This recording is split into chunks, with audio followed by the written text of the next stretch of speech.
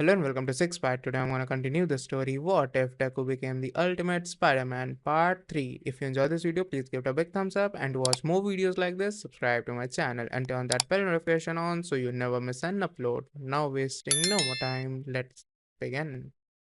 The villains united as soon as the Prowler was airborne, with those possessing shooting-related quirks advancing to the front lines.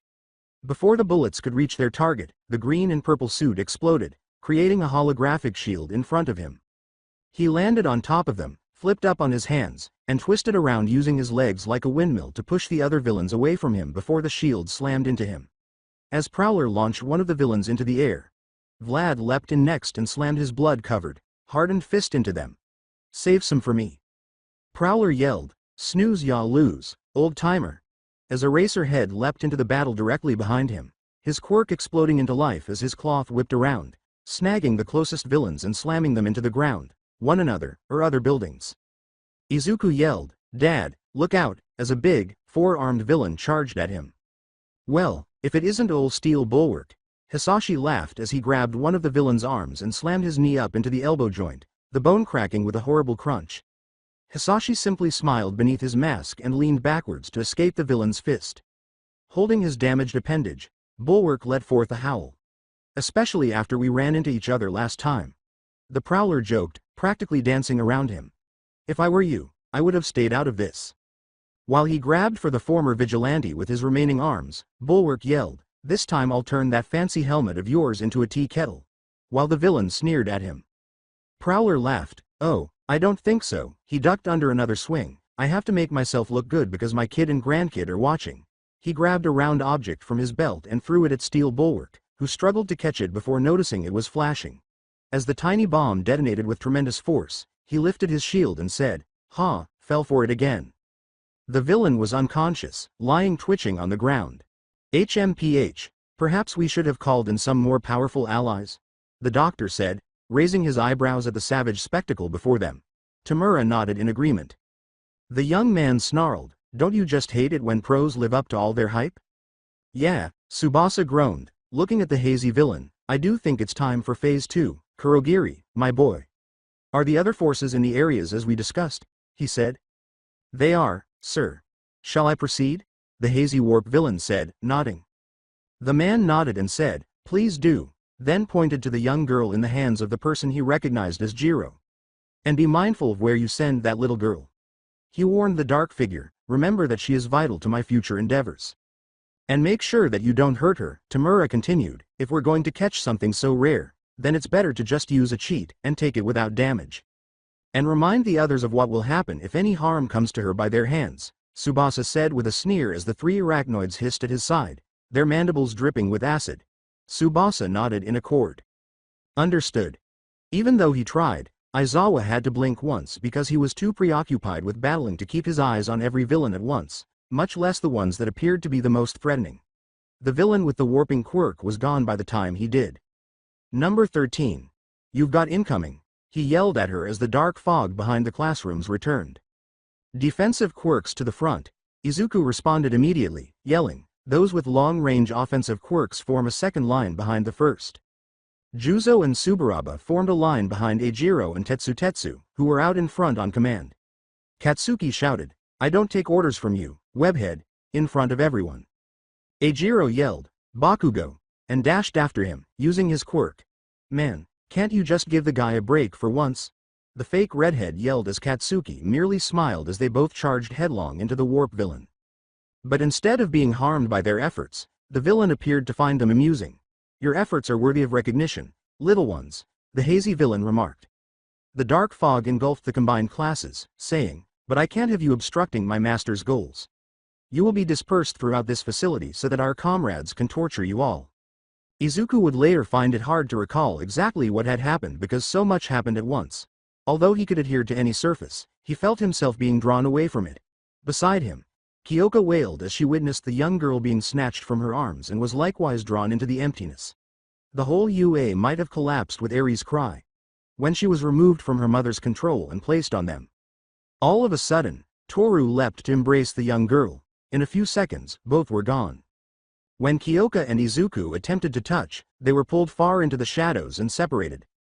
Supaidamon Toru's body curled protectively around the young girl as she tumbled out of the dark vortex. She felt something encircle her as they eventually stopped.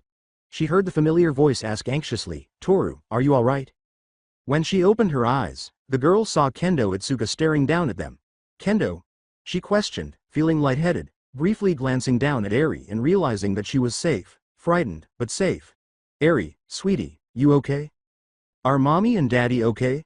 Eri said, nodding shakily as her large red eyes started to well up with tears. As she turned back toward the entrance, the ginger said, "I haven't seen them. About half of us got taken away by that shadow monster creep and spat out in different areas around the USJ. If I had to guess, then I'd say that this is the landslide zone on the eastern side." She scowled as she surveyed the area. Kendo straightened and assisted Toru to her feet. As she calmed the young girl in her arms, Toru furrowed her brow. "That means we're almost 2 miles away from the entrance," she complained, turning back to Kendo. "Did anyone else get sent to this area besides us?" she asked. Kendo jerked her thumb over her shoulder and said, "Yeah," pointing to Eri. "I helped Todoroki and Shiozaki duke it out with some villains that said that they were looking for, well, her. I figured that it couldn't be good if they wanted her out of all of us, so we split up and started looking for her." She cracked a laugh. "Lucky for us it looks like you had her taken care of." "No, we just fell out of that portal," Toru remarked, scowling in bewilderment. "But you guys were already in a fight?" she asked. "Yeah, I figure it's because that mist creep was trying to figure out who to drop where," Kendo stated while raising her arms. "You took the longest because he was probably trying to get Eri away from you, and ended up dropping you out at the last possible second. Then it's a good thing Auntie Toru wouldn't let you go, huh, Eri?" Eri sniffed as Toru patted her back. "I want my mommy and daddy," the girl said, sniffling once more. "Oh, don't worry, sweetie, we'll get you back to them soon," Toru remarked with a smile, turning to face Kendo. "Do you know where Midoriya or Jiro might be?" she asked. Kendo shook her head and said, "I'm pretty sure I heard one of Jiro's sonic screams over there, too, a low-key one, but it was definitely one of hers and not a villain. All I really know is that you two, Todoroki, Abara, and I are here," she said, pointing down at their feet. "The mountain zone is just over there," she said, pointing toward the cliffy area to the south. As the young girl whimpered in her arms, Toru sighed in frustration, saying, "If there's heavy fighting over there, then that's the last place I want to take Eri." "What about the central plaza?" she asked, as an explosion erupted in that direction, drawing their attention as they saw what might have been Aizawa, Khan, and Midoriya's father fighting in the crowd with the villains, dealing serious damage if the crater in the ground was significant. With a big drop of perspiration streaming down her face, she answered, "Never mind." The ginger yelled, "Get back," as she stood in front of the two girls, her big fist quirk activating as the sound of heavy steps. Kendo started, "What we need to do is..." Just as another portal sprang up in front of the three girls. From the portal came a man wearing a lab coat emerged from the portal, revealing 4 mechanical tentacles in total, along with his real limbs. One long mechanical tentacle-like appendage appeared first, followed shortly by another. "Well, now," said an elderly voice in a phony tone of kindness, "I didn't expect to find you so easily, my little darling." He placed himself on the ground and tucked his arms behind his back. He glanced at Toru and then at Kendo's expanded hands and remarked, "And I see we have a few, rather disappointing specimens, I must say." The claws began rotating like saw blades as the tentacles rose, each with 3 opposable claws at the end. "But I suppose beggars can't be choosers. We are on a bit of a tight schedule after all. And I'm certain that samples from a partial enlargement quirk like yours will be quite useful," he said with a sickening smile as he gazed at the girls. When one of the tentacles whirled toward her, Kendo yelled, "Listen, buddy, I don't know what you're after, but," and barely managed to roll out of the way alongside Toru and Eri. A portion of her orange hair fell to the floor. The man added, "This will do quite nicely," as Kendo examined her head for wounds and one of his tentacles took it up and put it into a specimen bottle from his coat. He seemed to be speaking more to himself than the pupils when he remarked, "But I rather thought that one of you had an invisibility quirk. Rather uncommon. It's something that I would have happily added to my lovely collection." As the man's eyes focused on the movement, the said invisible girl jumped dramatically. "Ah, so it's you, is it?" he asked with an impossible smile. "Well, then this is just about perfect, isn't it? I can harvest 3 quirks with very little effort." 2 of the tentacles near his shoulders rose up, forming long spikes from their center. However, I believe more than just hair samples will be required from you little rascals, he said, getting up from the ground with the help of one of the mechanical appendages as he approached, with Kendo standing up defensively. Blood, bone marrow, brain tissue, spinal fluids, he rambled gleefully as Toru went pale. You won't mind, will you my dears? He asked. I promise you won't feel any pain, for very long. The higher tentacles shot toward them, and Eri shrieked. Reaching for her belt, Toru became nearly invisible except for the young girl. Kendo, she exclaimed, running to her side and shoving Eri into her arms. Take her and run, she exclaimed. One of the appendages grabbed for the youngster, and the girl yelled, but, as she was shoved out of the path. The invisible girl yelled, just get her out of here, don't argue with me. Kendo turned on her heel and rushed toward where she'd left Todoroki and Ibara, intending to provide help, without trying to argue again. As he sat back on the ground, the man laughed. A very valiant effort, my dear, he said. But you don't believe you can actually, oof.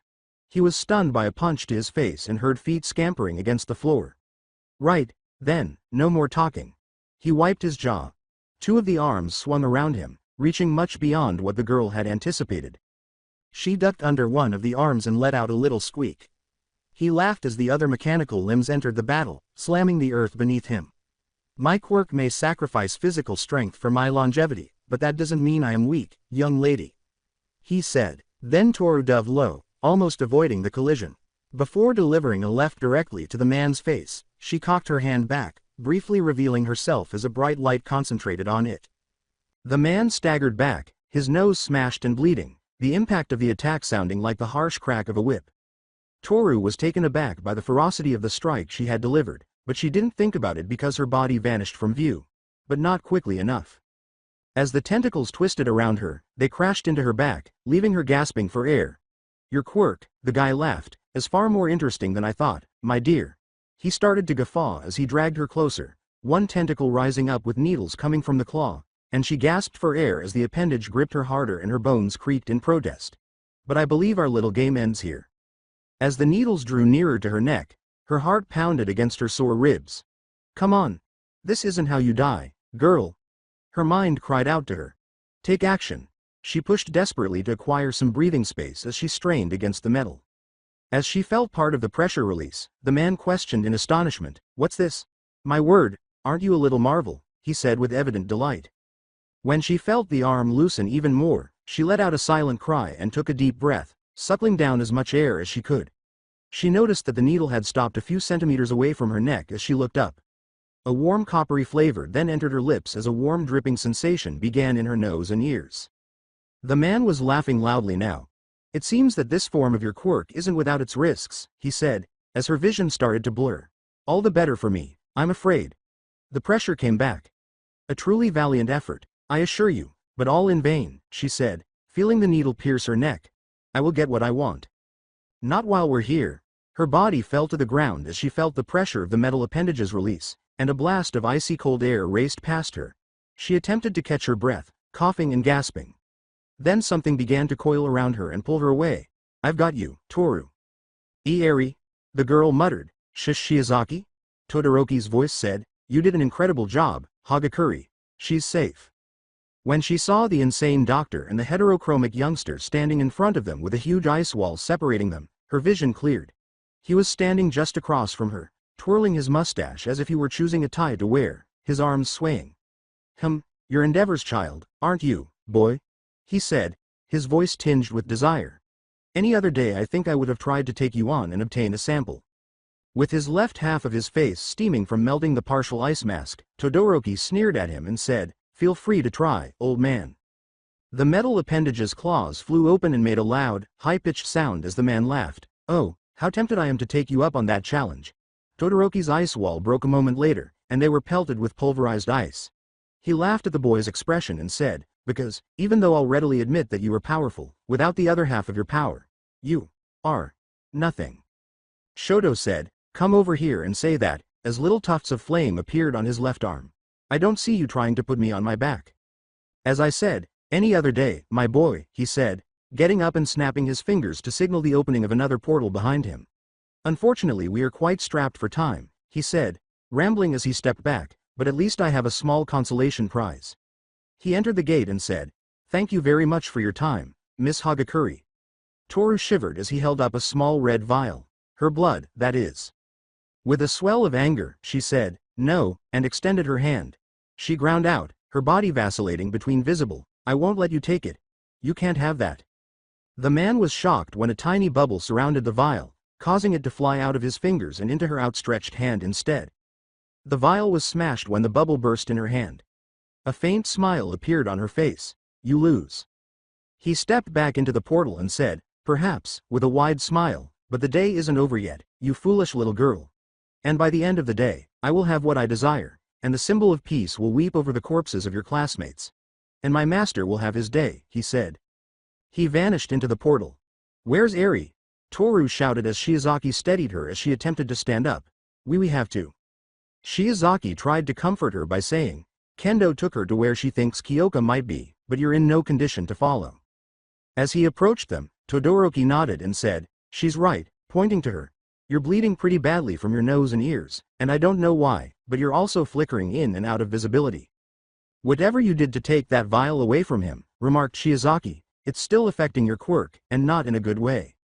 "I'm fine," Toru said, shaking her head. She pushed away from her and stumbled to her feet. "I just have to find Eri, and get her too."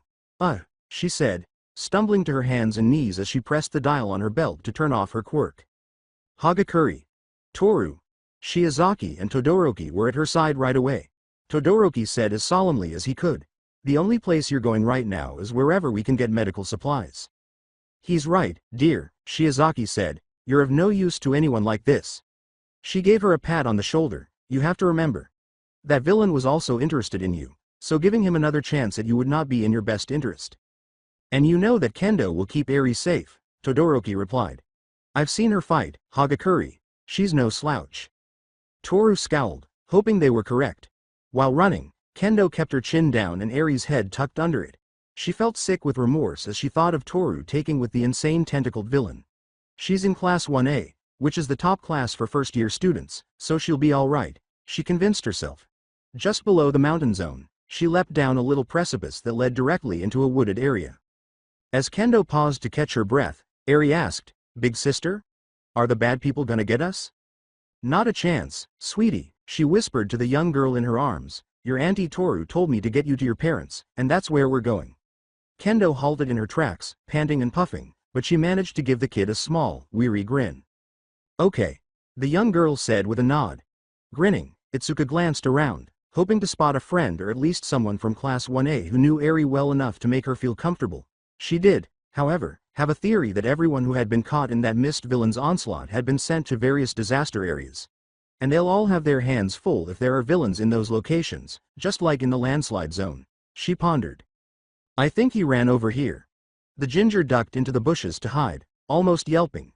Eri's small eyes were wide with terror, and she knew enough to put her hands over her mouth. Itsuka ventured to peek slightly through the leaves to observe what was happening and who was looking for them. Two massive villains were scanning the area. One had goat-like horns, while the other was a huge monster with a gas mask strapped over his face. "I swear I saw that little blonde shit run this way," the goat man grunted. "Damn it, all this time wasted on an annoying little pissant," he added. "When the doctor is offering a great prize for the little girl with the white hair, one little runt isn't going to amount to anything," the gas mask villain complained to his buddy. "I told ya we should've stayed in the plaza," he said. Eri shuddered but said nothing. In case she had to deploy her quirk, Itsuka had her right arm behind her. "No way was I staying near the Prowler," replied the goat man. "You got any idea what that bastard's capable of?" The gas mask villain uttered, "Nah, never seen the guy." The goat man nodded. "He's a real piece of work, man," he commented. "Doesn't even need his quirk to beat someone, but you make him mad enough, and that quirk of his is gonna come out. He's worse than Endeavor." "Nah, no one's that bad," the gas mask villain remarked. "Remember, Endeavor isn't afraid to kill." As they left, the goat man sneered, "Neither is the Prowler. We gotta take care, too. I heard that the Prowler's kid is among these students," he continued. The older girl felt a wave of relief as they moved away from the two hiding children and carried on their conversation. Eri gave her a nod of agreement as she groaned, "That was close." Before emerging from cover, she took another look around and remarked, "Come on, we should get moving." She emerged from the bushes with a sigh of satisfaction that the two villains were no longer there. Kendo, Little Eri squealed in surprise as Itsuka leapt, almost screaming in terror. One of her classmates was running up to her as she turned around, one hand expanding to slap whoever had sneaked up on them. Juzo. Man.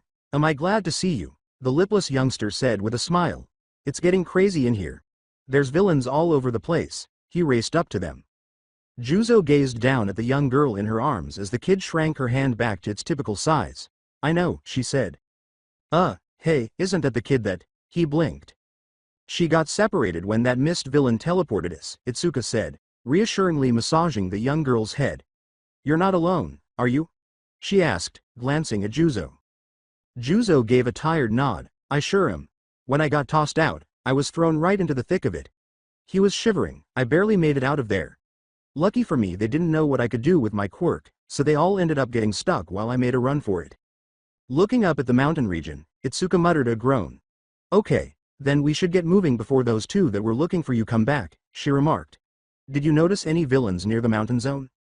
Juzo shook his head, frowning, but the teachers are tearing it up over there. Midoriya's old man is a real piece of work, too. I got spat out near the plaza, and that place was crawling with them, he said. Grandpa? Eri became alert. Itsuka grinned at her. Yeah, just like your mommy said, he's beating up all the bad guys that want to hurt you. Gazing up at the mountain zone, Juzo pumped his fist and smiled. Are you looking for Jiro or Midoriya? He said. Both, she said. Toru said she heard one of Jiro's sonic screams coming from the mountains, so I figured that was the best place to start. Juzo replied, I actually caught sight of Midoriya, and she gave him a hopeful smile. However, the child pointed to the shipwreck zone, saying, he and a few others got dropped over there. The three of them were startled to find Izuku sparking with a lot of electricity after Itsuka squinted a little and saw a familiar purple figure. I see him, but there's no way I'm getting out there with Eri. She scowled. In horror, she yelled, what's he? What the hell is he doing? As she saw Izuku go over the side of the boat and into the lake. The outcome was the agonized cries of the villains around the ship and a tremendous rush of electricity speeding over the water. Juzo muttered, Dom, that is harsh. He stared at the young girl and added, I know he and Jiro were holding on to Eri when that mist villain took all of us, so he must be pretty desperate to get her back. He remarked sympathetically, Midoriya must be pissed. Eri added, Daddy's scary when he's mad, recalling the time he had attacked Hisashi after he had arrived. Yeah, sweetie, he sure is, she remarked, before heading toward the mountain, to the laughter of Itsuka and Juzo. Come on, we need to get moving before someone spots us. I'm afraid that it's a little late for that. As though someone were going to stab her in the throat, Itsuka felt every hair on the back of her neck stand on end. Following her instincts and firmly embracing Eri before spinning around with a spin kick. The figure behind her was flung against a tree, and she made contact with a slender body. Hey, he was with the mist villain, Juzo said, pale. The figure was slender, covered in severed hands, and clothed entirely in black. Geez, you hero brats are no joke, he said as he got up, adding, good thing that I'm not, either. He smiled behind his hand and hurried forward. He moves quickly. The man reached for Itsuka, but she dodged, forcing him to miss and touch the tree behind her. After that one touch, Itsuka watched in horror as the tree turned gray and began to crumble into dust. My gosh. Itsuka turned tail to flee, but the villain was already on her. Juzo, don't let this guy touch you or you're dead, she yelled. With a smile on his face, Shigaraki said, you don't really think he'll let you get away, now, do you? But before he could touch her, Juzo struck him with his shoulder, sending him flying into the woods. Juzo yelled, run, and hurried by, snatching her hand and dragging her with him. With an angry expression, Shigaraki emerged from the bushes and slammed both hands to the ground. The ground beneath their feet turned a pale gray. Both of them lost their footing when it disintegrated to dust. Shigaraki was on them in a matter of seconds after they staggered into the crumbling earth. The insane villain sank as if he had entered a pool when Juzo touched the earth between them and transformed it into thick, deep mud. What the? He exclaimed. Juzo yelled, go, as he assisted Itsuka in standing up again. As the two teenagers struggled out of the trap and fled from the villain, Eri was crying in terror and screaming for her parents. You won't be dying quickly, he growled, turning his trap into dust, when I get my hands on you brats. He's gaining on us, yelled Juzo, looking over their shoulder as they dashed into the mountains. Itsuka said, just keep running, don't stop. In an attempt to slow their assailant, Juzo knelt down to touch and liquefy the ground again. However, he saw that the villain had vaulted over the improvised trap after a quick peek over his shoulder. I won't fall for the same trick twice. He accelerated his attack on them. His fingers nearly caught Itsuka's hair as he reached out and said, "You'll need to do better than that." Just when his wrist got caught in something. "What now? Act." He banged into a tree after being pulled away from the teenagers. For a moment, Itsuka and Juzo stopped, wondering what had spared them. An intimidating figure of the hero in training with an arachnid theme emerged from the foliage. The stored electricity was exploding in his arms. His mosque's eyes and the insignia on his back and chest were blazing more brightly than sunlamps. Even though neither of them could see his face, it was clear that Izuku Midoriya was enraged. "Daddy." Eri tried to wriggle out of Itsuka's hold to reach him as soon as she spotted him, but the girl held her tight. Spider-Man said, "Stay there," in a low, menacing voice as the villain groaned and got up off the ground. "Daddy needs to work right now." "Better be careful, man," Juzo muttered, getting to his feet. "This guy has some kinda disintegration quirk."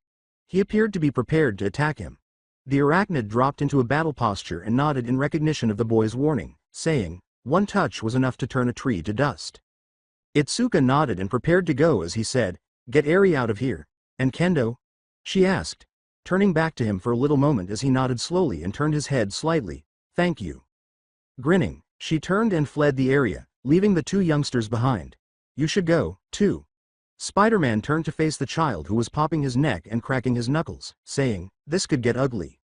As the villain stood up, Juzo simply sneered beneath his helmet and remarked, "Besides, this guy's way too dangerous to take out on your own. I don't like running from a fight on my best of days," he added. He was given something by Spider-Man, who took it from his belt. He said, "Use that on him if you get the chance." Mudman nodded and put the object in his pocket before preparing for the fight. "Don't think this is going to save that little brat," screamed Shigaraki, glaring down at the two heroes. "If I don't get her, one of Garaki's monsters will. That just means we need to take care of you quickly." Spider-Man's eyes narrowed slightly as the hero in training gave him a stern look. Juzo gave a nod. The man became enraged when he chuckled and said, "Then we can get rid of your boss." "I am the boss," he yelled as he grabbed at them.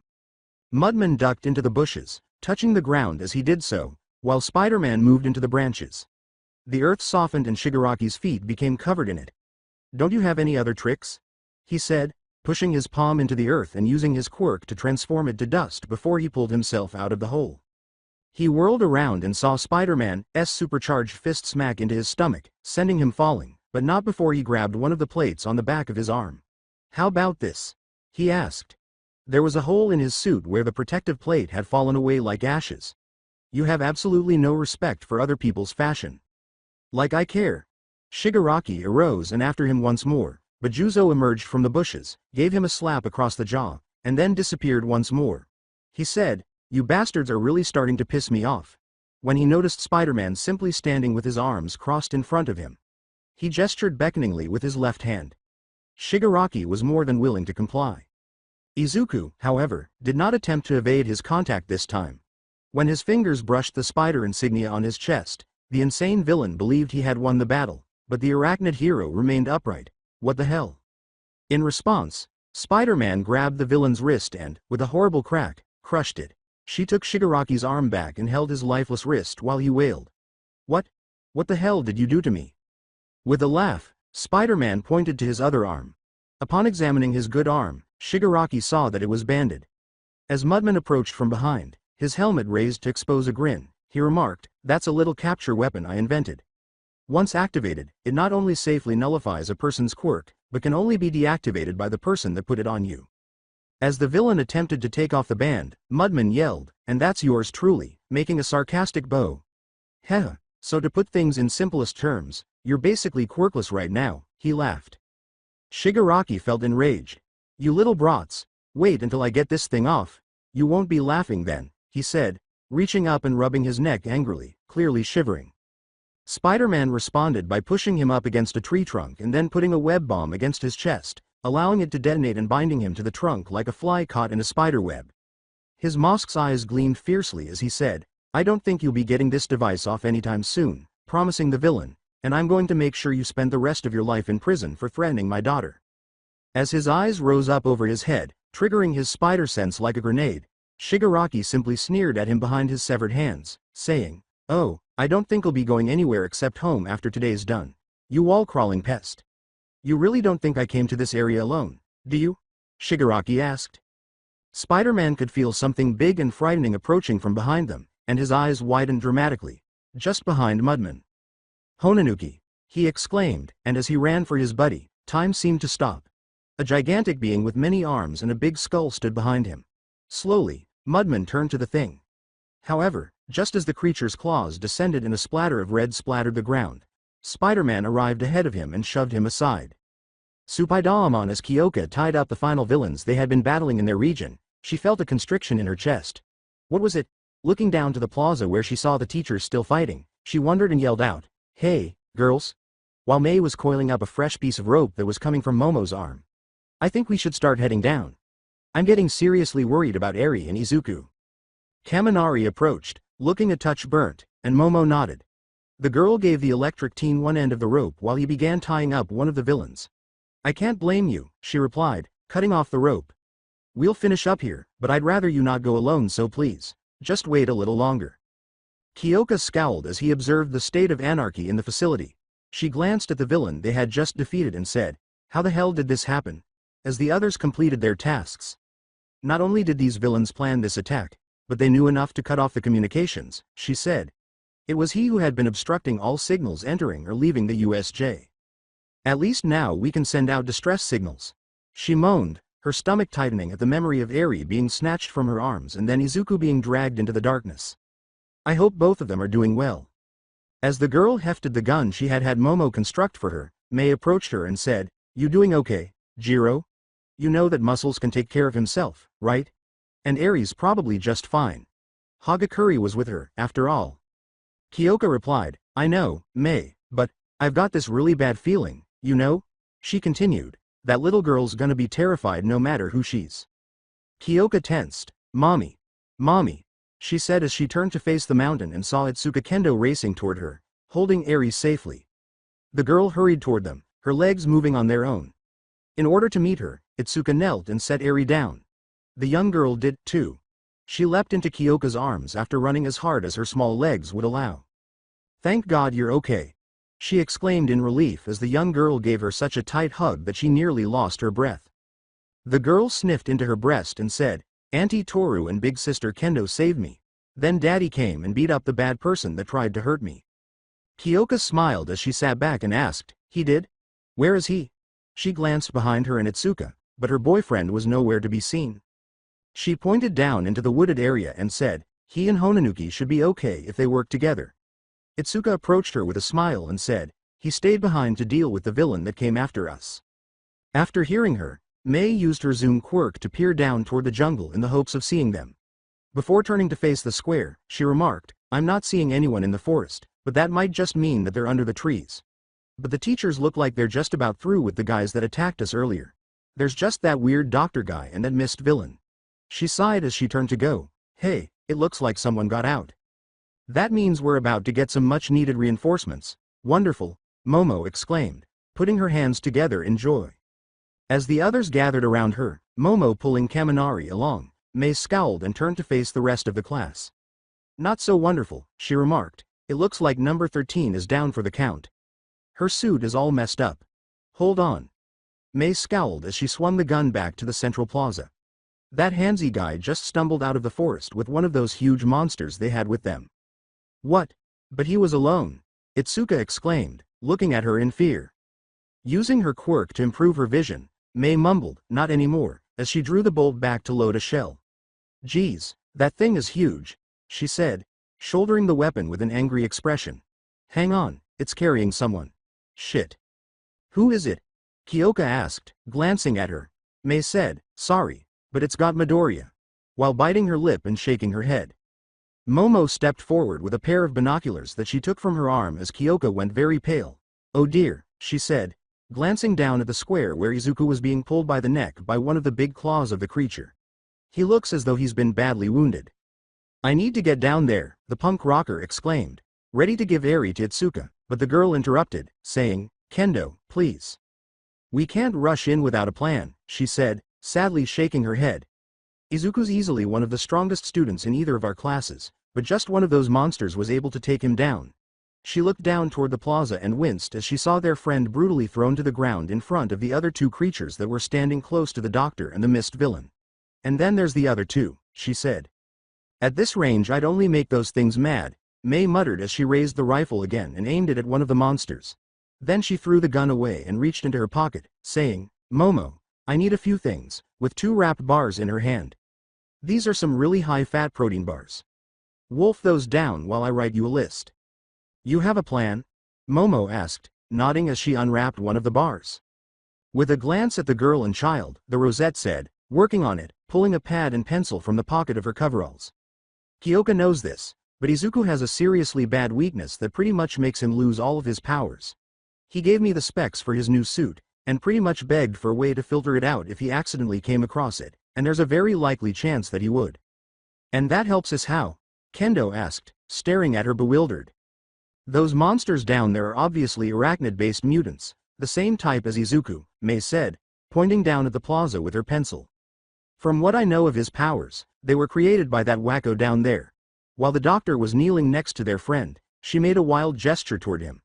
And if they have anything to do with Izuku's powers, then I'm willing to bet my favorite toolbox that they all share that same weakness.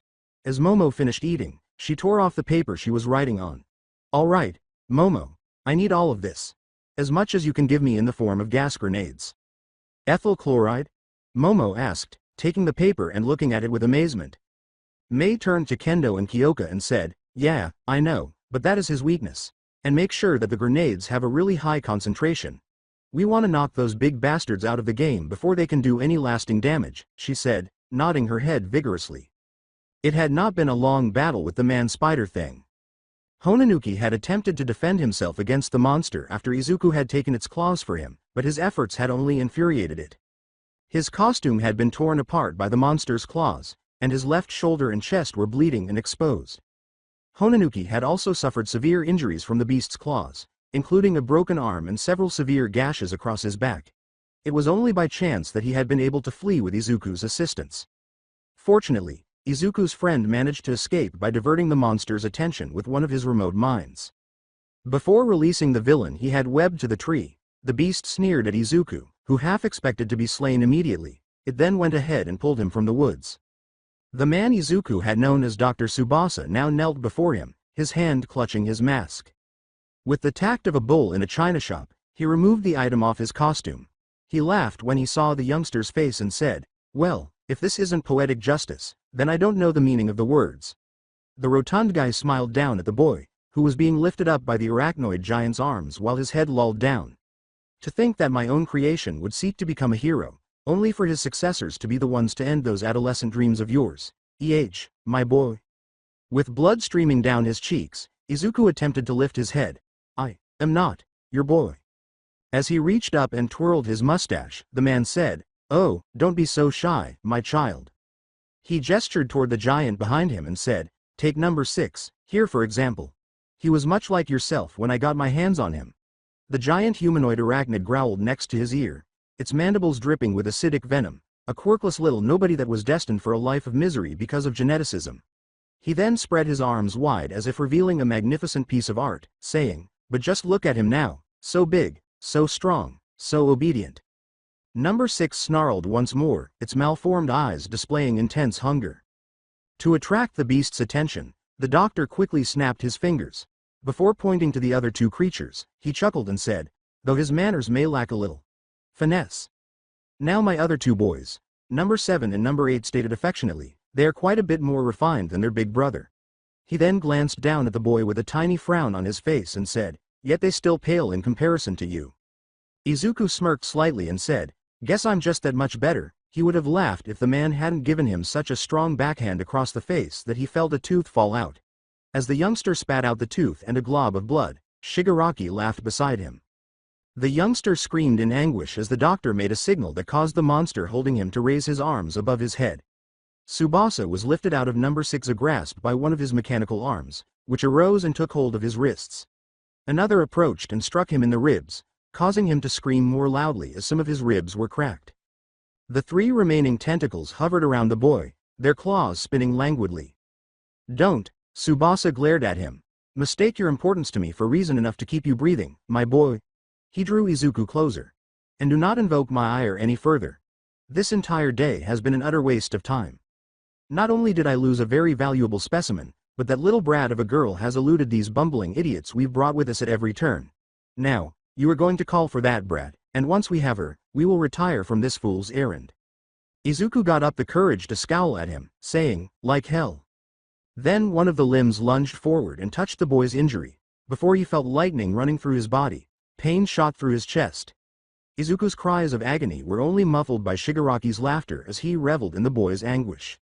As he removed the claw for a minute, Tsubasa growled, I know you can absorb a certain amount of energy. Shall we find out just how much? He startled him once more. Izuku's scream was so loud that it caused his neck veins to severely bulge. Tsubasa laughed heartily and said, I think I just heard a vein pop. Much more, and all the blood vessels in your body may burst. I would call the little girl if I were you, young man, Kurogiri replied. The good doctor is not a patient man.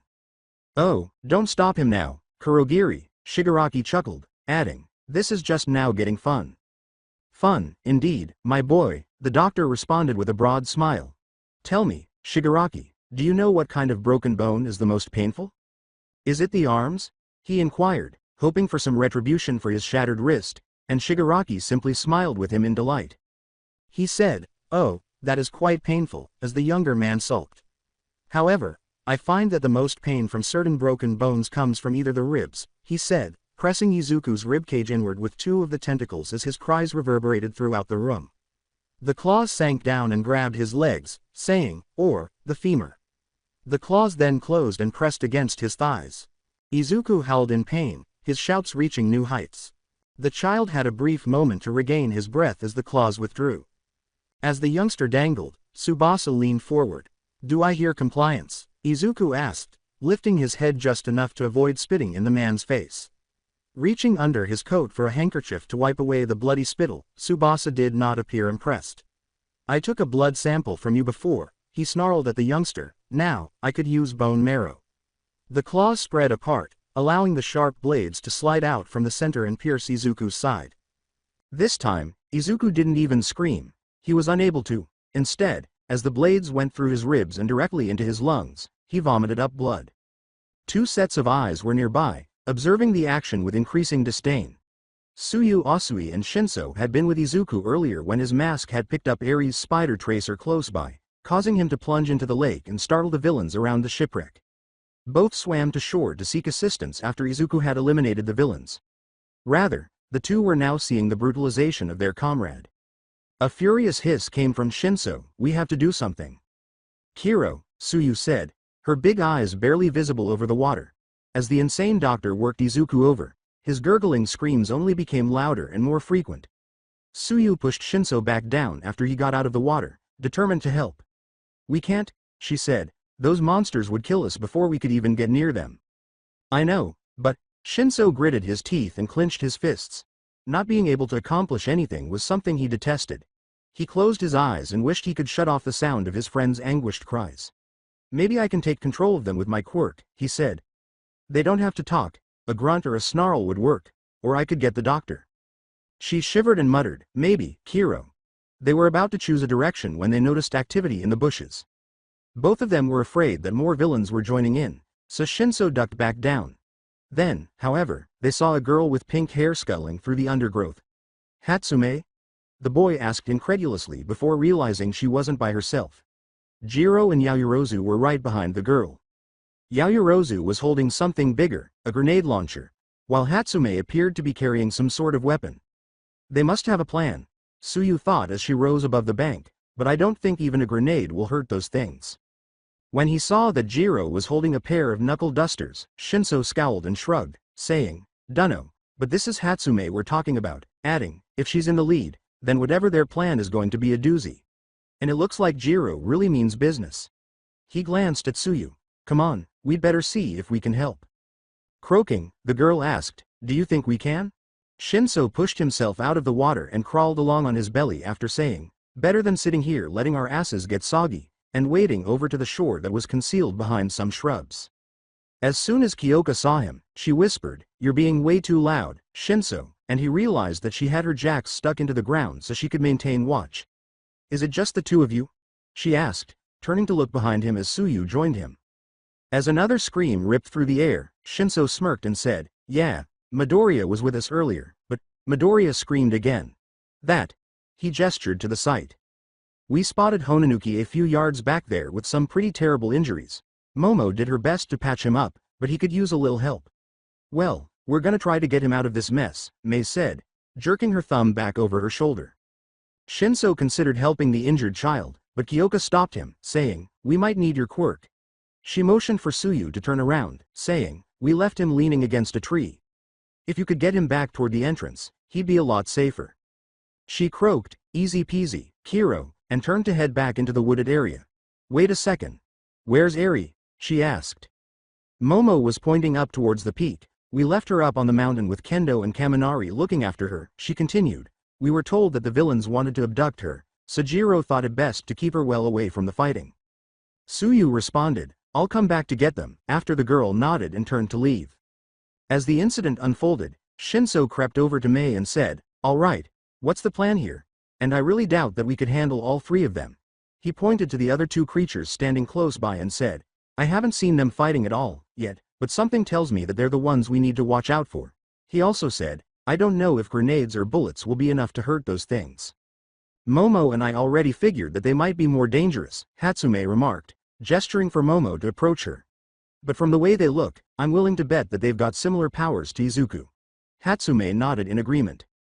Momo moved up beside them. The launcher pointed toward the plaza.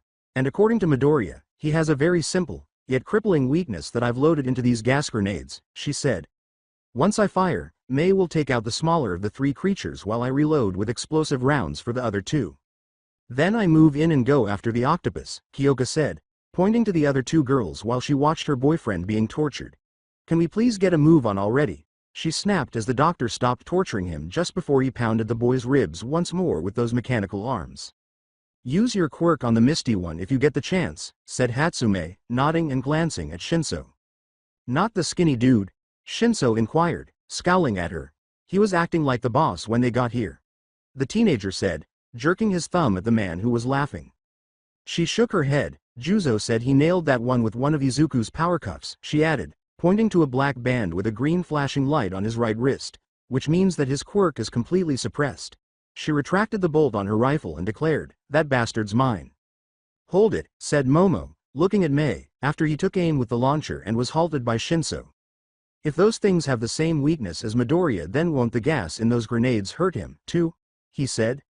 "Certainly," Mei said with a nod, "but it's our only option." "That's not good enough," Shinso said, shaking his head. "Let me go out there," he said as the girls stared at him in disbelief and confusion. "Look, they don't know that my quirk is brainwashing, which means that I can get that mustachioed freak to respond to me so I can put him under my control long enough to drop our friend. Then you girls can launch the main attack." He explained impatiently, "They've really worked him over, and if whatever that stuff in your grenades works on him, too, then his powers aren't gonna help him, and that includes his healing powers." Hatsume looked at Kyoka and scowled, saying, "We had thought of that." He then nodded and said, "Okay, you can go, but don't do anything stupid." Shinso smiled, snarling and advancing. "You mean like waltzing out into the middle of clusterfuck like this?" he asked. To say Shinso was anxious would be an understatement of the highest magnitude. He was only holding out hope that he could utilize his quirk on the insane doctor in order to remove his companion from danger and begin self-healing. The more he hesitated, the weaker the notion became. Izuku appeared to have been run through a meat grinder, whether it was a healing aspect. He had taken off his mask to reveal his swollen, mottled face. The child had a gash on his chest and his black and blue ribs were visible through the torn upper part of his garment. Shinso had little time left, and blood was pouring down his body. "Well, would you look at this? It seems like we have a real hero on our hands," the gangly villain said, mocking the boy as he approached them. "Look, number 6, your dinner's just arrived," he said to the smaller monster, which swung its enormous head toward him with acidic venom dripping from its mandibles and growled hungrily. In an attempt to distract them for even a second, Shinso exclaimed, "You want the little girl, right? I know where she is." The physician gave him a look but remained silent. "Gosh, I need him to speak." Shinso had a desperate thought. Izuku glanced at him through a bloodied eye and moaned, "Shush, Shinso. Let my friend go, and I'll tell you where she's hidden," he exclaimed, unable to wait another second. Number 6, Shigaraki snarled at him, gesturing, "Is that so?" The creature approached him and said, "Bring him here." Shinso started to panic when the monster stepped around the doctor, but the man himself intervened. "Hold it, Number 6. He said, glaring at the younger man, "Don't forget, these are my children, Tamura Shigaraki." He spoke in a tone that was deceptively calm, but Shinso knew that the doctor was upset that the younger man was trying to control his monster. As he waited nervously, Shinso's heart pounded steadily into his ribs. "Well, at least I've got him interested," he murmured. The doctor commanded, "Come forward, boy," as he turned to face him, Izuku hanging from his claw. "If you want your friend to live, then you'll tell me where that child is." After saying, "Let him go," first, Shinso said, "Take the bait, please God, let him take the bait." Shinso pleaded silently. The doctor scowled and said, "If you think even for a moment that you can." Shinso used his quirk to ensnare the doctor in a titanium mental cage. Shinso ordered, "Throw Midoriya to me now." Although Shigaraki appeared surprised, the doctor's mechanical arm then flung their captive's lifeless body in the direction of the brainwasher. The man yelled in shock, "Doctor, what are you doing?" As Shinso prepared to grab Izuku, Shigaraki returned to himself nearly immediately. He yelled to the arachnoids, "Kill him." As soon as the two lads touched, Shinso threw the youngster over his shoulder, pivoted on his heel, and dashed back toward the trees after he had his comrade. "Now," yelled Shinso. Gunfire broke out as a grenade was thrown and detonated, saturating the surrounding area with the poison. Then someone else was let go. And yet another. Hoping and praying that the ethyl chloride would affect the monsters the way it had Izuku, Momo was throwing every grenade she owned at them. With his hand extended to seize them, Shigaraki charged out of the haze after them. Shinso felt his fingertips graze the back of his neck, and was ecstatic that the man was unable to use his quirk. He heard her yelling, "May, take out those monsters." As Jiro abruptly emerged from the tree line. "I can't see the damn things," May said, "there's too much gas." Before the huge shadow of one of the creatures could cast itself over her, Jiro dashed past Shinso and punched the pursuing villain in the face, sending him crashing to the ground. Greenish foam was dripping from the mouth of the six-eyed monster as it snarled at her. "She will be all right, she will be all right." As he continued to rush, Shinso chanted repeatedly in his mind, hoping the girl would be okay, until he saw Hatsume aiming at the beast that was hovering over her. She fired, and the bullet smacked his ear before the beast let out a painful cry. In the meantime, Kyoka had screamed loudly into the monster's face while plugging her jacks into her choker. After being knocked aside, it staggered on the ground and fought to get back up. As May continued her attack, another shot rang out, striking the beast in the head. When Shinso arrived and put Izuku down, the girl yelled, "Momo, time for some explosive rounds." "Here, I need to treat his injuries," the girl stated, passing the launcher to Shinso. The boy nodded and took aim as Momo began preparing medical supplies for Izuku's wounds. Shinso reloaded and aimed where the other two arachnoids were, paled, "Jiro, look out." As the first round exploded against the creature on the ground, knocking it down permanently. As the one known as No 8 pounced for her with those enormous claws spread, the girl spun around. She barely avoided getting scratched on her left arm, which instantly fell limp. Paralysis. Before yelling at the thing to leave her, she clenched her teeth. Then she sprinted back toward her companions. As the girl ran, she heard a bullet fly by and hit something behind her, alerting her to the fact that one of them was dangerously close. May yelled, "Move it, Kyoka," as she shot the beasts once again. "Momo, I need more ammo." Momo grinned and remarked, "There's no need for that." As she glanced up toward the region behind the square, help's already arrived. When she saw it, she exhaled in relief. Finally, she exclaimed as Bakugo, followed closely by Kirishima and Tetsu, bounded down toward the plaza. With a bullet hole leaking blood from its enormous skull, Number 8 growled at the pale blonde. At the approaching teenager, it spat acid from its mandibles, but Katsuki leapt into the air and used his quirk to rotate himself, gaining speed. As Plastique arrived to the injured creature, he yelled, "Howitzer, impact."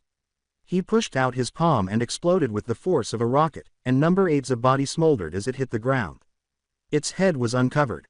The rest of the arachnoid turned on Tetsu and Kirishima. "Geez, this thing's no joke." The steel quirk user crisscrossed his arms to block a strike from number 7, but it was enough to send him tumbling back on the balls of his feet, indicating that the gas attack hadn't had the full impact on the two of them. As the beast approached him, Kirishima had to agree. "Bakugo, we could use some help," he yelled, the ashen blonde turning to face the doctor and mist villain with a frenzied sparkle in his eyes. "Hey there." Izuku had to smile feebly as Kyoka bent down and planted a gentle kiss on his forehead. In the meantime, he blinked his eyes slowly as he drifted in and out of awareness, but he was still awake enough to look up and see her approaching him while clutching onto her arm. Did Eri find you?" When the girl said, "Yeah, she did," her voice was almost tearful. "God, what did they do to you?" As Momo leaned out and ripped open the girl's sleeve to examine her wound, Izuku flashed one of his lopsided smiles and remarked, "I'm tougher than I look." Meanwhile, the doctor was enraged across the square. He complained, "I should have guessed this," as he saw their group leader prostrate on the ground with a huge bruise on his face and the big bodies of number 6 and number 8 writhing on the ground as their brother engaged in combat with only youngsters. He looked at the boy who had deceived him and said, "Of all the quirks that I found in that file, there was one that interested me above all. A mind-controlling quirk, so marvelously rare." As the ashen-haired teenager walked toward them, Kurogiri moved up next to him. "We should take this time to flee," the misty villain whispered. "With Tamura hurt and 2 of your creatures destroyed, our chances of winning this battle are." The physician raised his hand. "That boy is a lost cause," he grumbled. Not only did he have his quirk incapacitated, but he also went into battle knowing full well that he could not fight, and ended up injured. Kurogiri inquired, "You plan to leave him? The master will not be happy." He turned to his 2 remaining experiments and said, "Number 7, that's enough." Before noticing that Aizawa, Vlad, and Prowler were making their way into the plaza. "Do you really think I care?" he muttered, turning to the hazy figure. "I've thought he was unworthy of the master's time from the very beginning."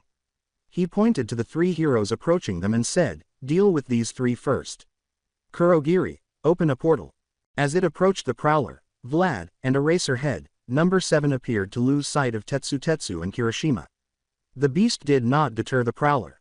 "You're not going anywhere." The heat from the man's mask was radiating from the seams. His tone was unarguable as he slowly lifted his right hand to remove it and said, "Vlad, you subdue the doctor. Eraser, whatever you do, do not let that teleporter get away." After the monster had separated, Kirishima shouted, feeling excluded from the battle, "What about us? We can help handle these guys." "These sons of bitches belong to me," the mask said, releasing black smoke from the furious father's mouth. "You've done great, boys, but now's the time to stand down and stay out of the way." Between them, Todoroki and Shiozaki were supporting the still weak Toru by putting her arms over their shoulders and assisting her in walking. As they returned to the training facility's main door, they had not come across any more villains, which was fortunate for the 3 of them because Toru needed to recuperate from the excessive use of her new quirk powers. Toru complained, "Guys, seriously, I can walk now," while the 2 held her up. "My head isn't even hurting like it was before." Todoroki glanced at her. "I don't think so, Hagakure," he replied. "I don't know a lot about head injuries, but I know that bleeding from your nose isn't something to be overlooked, and bleeding from the ears is something serious." "He's right, dear, you could have brain damage after using your quirk in such a strange way," stated Shiozaki.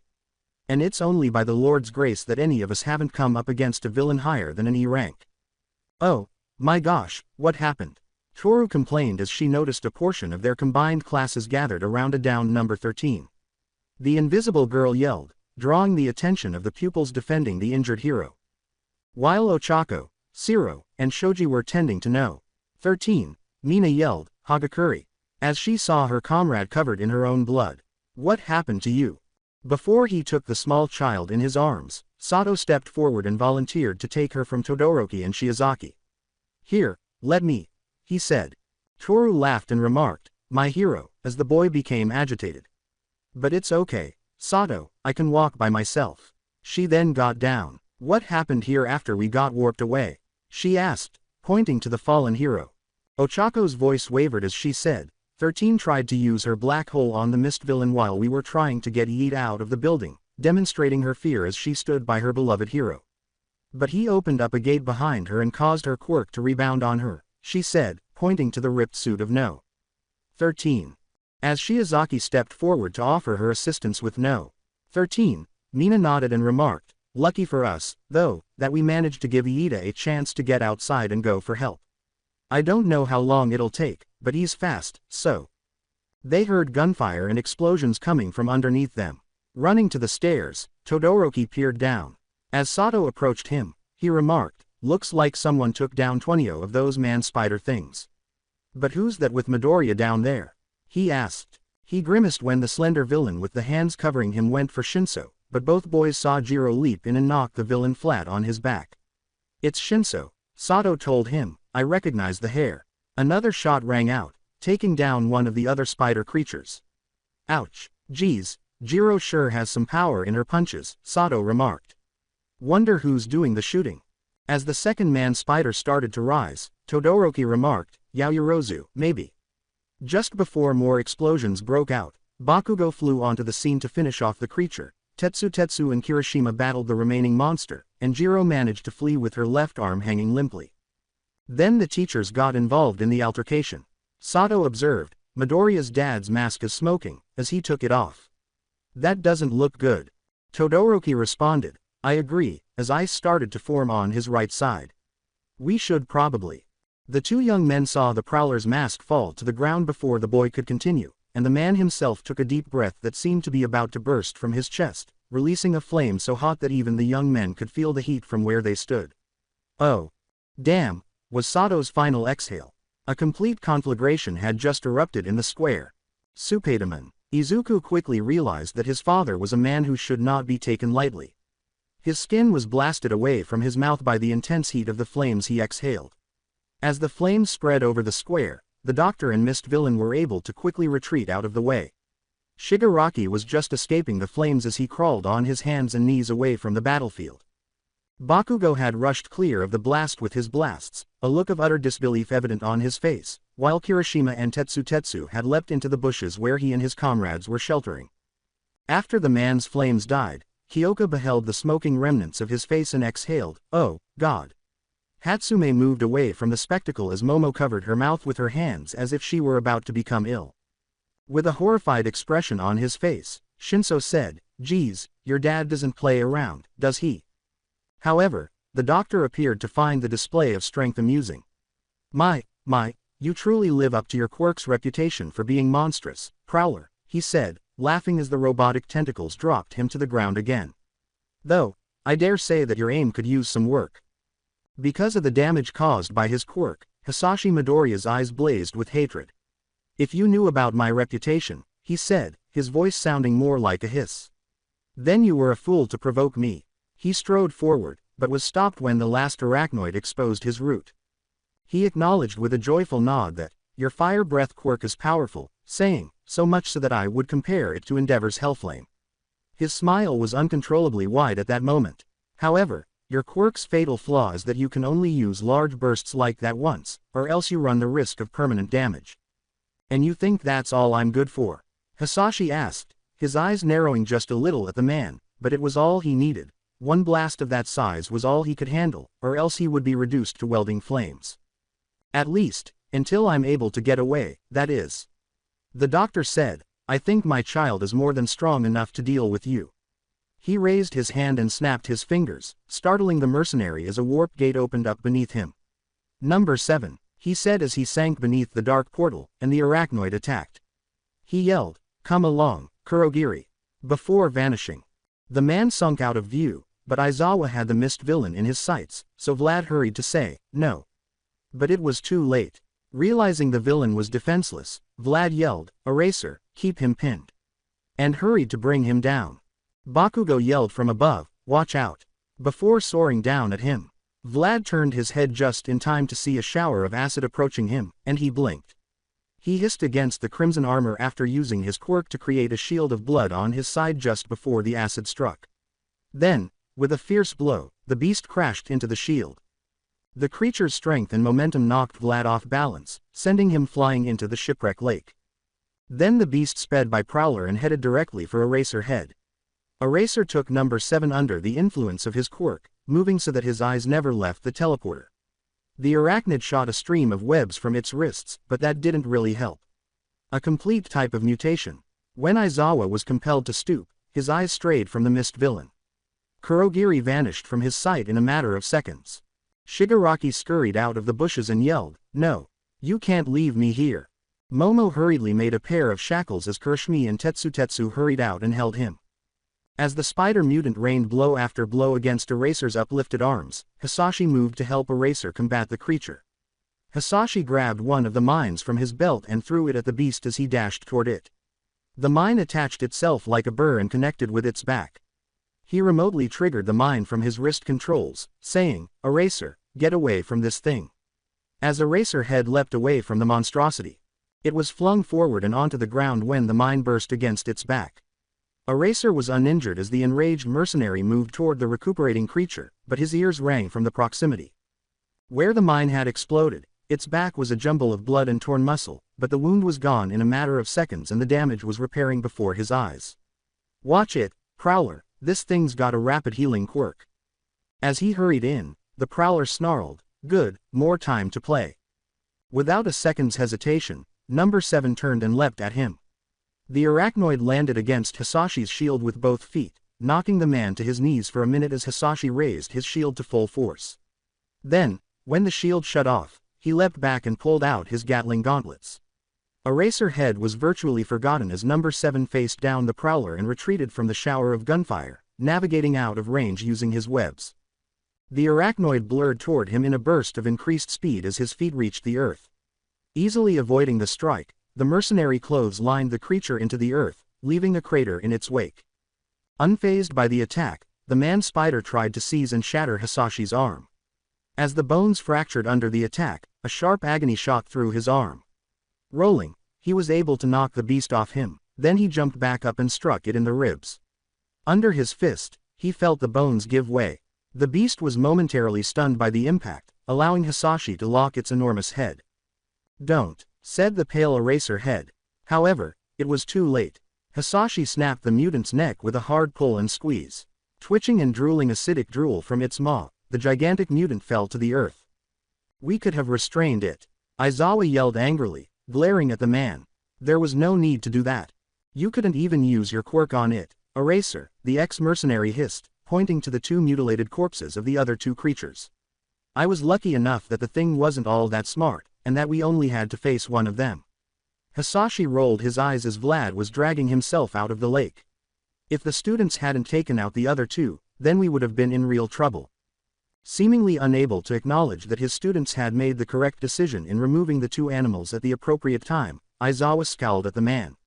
At least for Midoriya, who didn't know how much longer the boy may have been tortured by the villain. "Now's not the time to argue about this," Vlad replied to the two of them, wearing a weary expression. "We have injured students to take care of, and you're looking like you need a hospital yourself, Prowler." The Prowler nodded and put his palm over what was left of his face because he didn't want his children or wife to see him like this.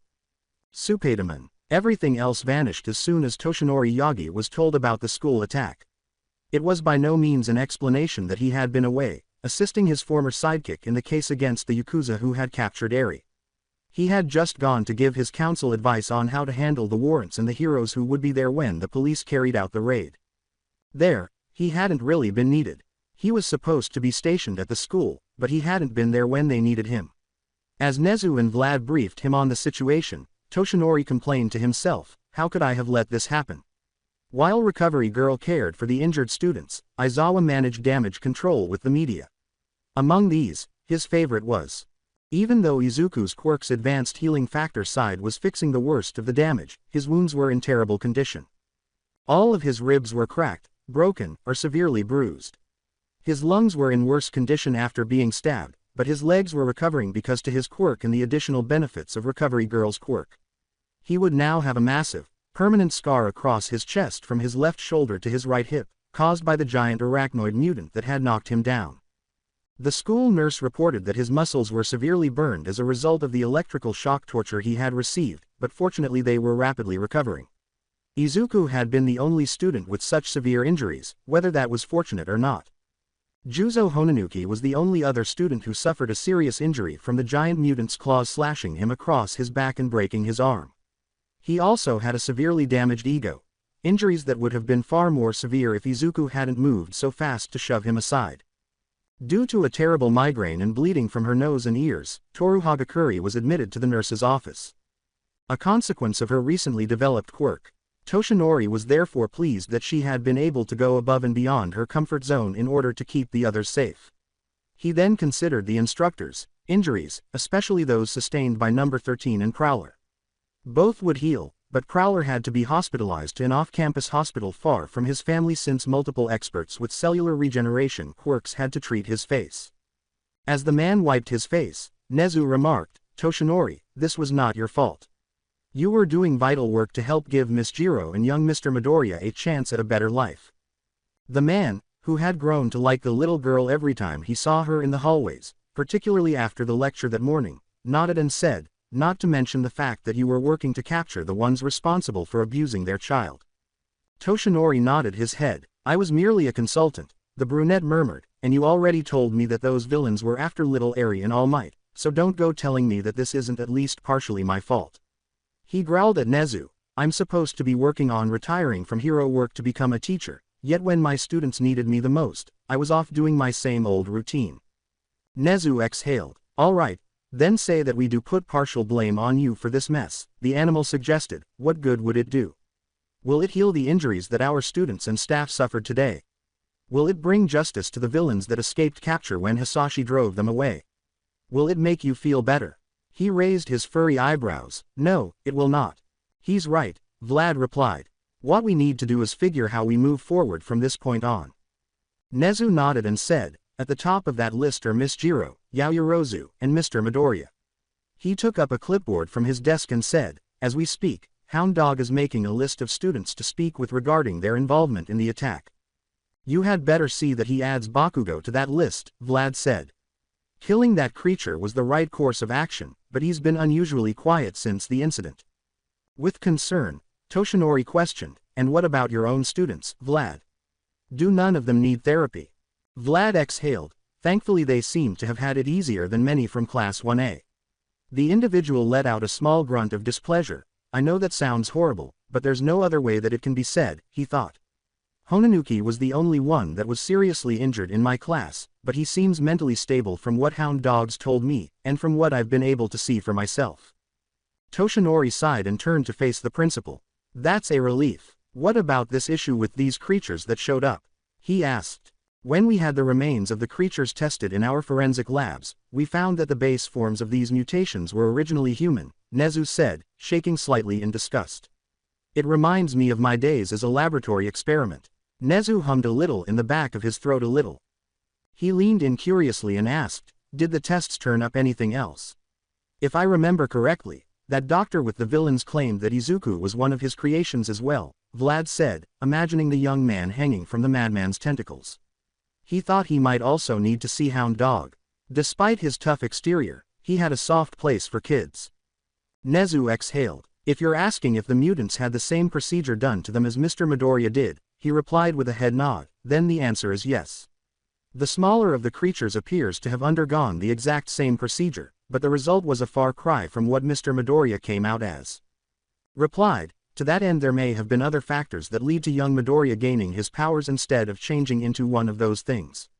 He continued, "Remember that he was injured before being injected with the serum that changed him. Perhaps that played a part." "Perhaps," Nezu replied, "however the second and third creatures were far more interesting when we examined them." He said as the men listened intently, "You see, like Mr. Midoriya, the smaller of the trio had trace amounts of Devil's Breath in its system, but the other two seemed to have undergone the transformation in a different fashion." He breathed a sigh of relief. "There were trace amounts of Mr. Midoriya's DNA mixed in with these creatures. Are you telling me that those monsters were clones of young Midoriya?" Toshinori asked fiercely as he gazed at the rodent in astonished disdain. "Impossible," Vlad said. "Clones are supposed to look like their originals. Even imperfect clones resemble to some extent." Embarrassed, Nezu glanced down at his paws. "I wholeheartedly agree with both of you," stated the teacher. "These two creatures were not clones." He raised his eyebrows. "They appear to have been quirkless individuals that were injected with our Mr. Midoriya's DNA, which caused the horrendous mutations that turned them into what we saw." Toshinori sighed, considering the implications of the creatures being true clones of his pupil. That's somewhat of a comfort, he said. If Izuku realized that his DNA had produced such monsters, what would happen to him?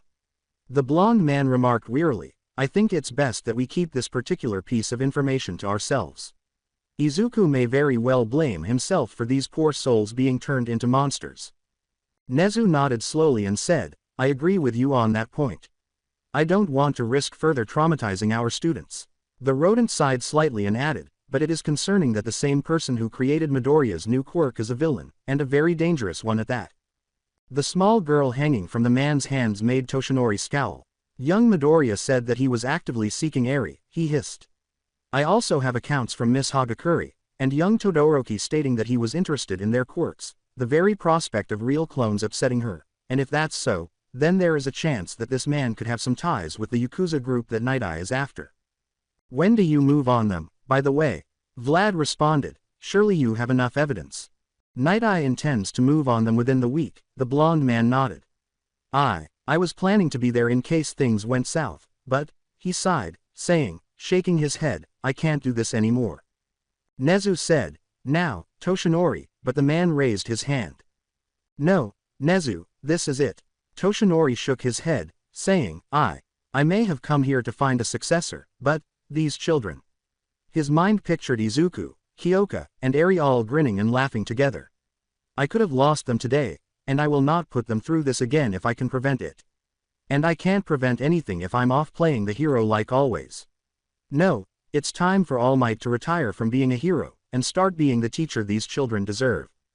I can't argue with that kind of conviction, Vlad remarked with a smile, but what about your quirk? If I can find someone that can handle it, then I'll make the offer, Toshinori shrugged, adding, but at this moment, I know that there are 2 students here that have the unrivaled potential to outright replace me. As he spoke, he saw pictures of Lemillion and Spiderman. He could plainly envision them battling beside each other against any villain who dared to appear.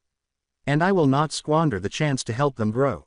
Not if the alternative is seeing them hurt as the first years were today. And that, my friend, is the right course of action, I believe, Nezu said, grinning at the hero. Instead of searching for the next All Might, it's time for you to search for the next great hero. Before standing up, Toshinori grinned. Vlad inquired, where are you going? As the man made his way to the door. I'd like to see how young Midoriya's doing before looking in on young Jiro and little Eri. The man said with a slight grin, I certainly owe them an apology for not being here when they needed me the most.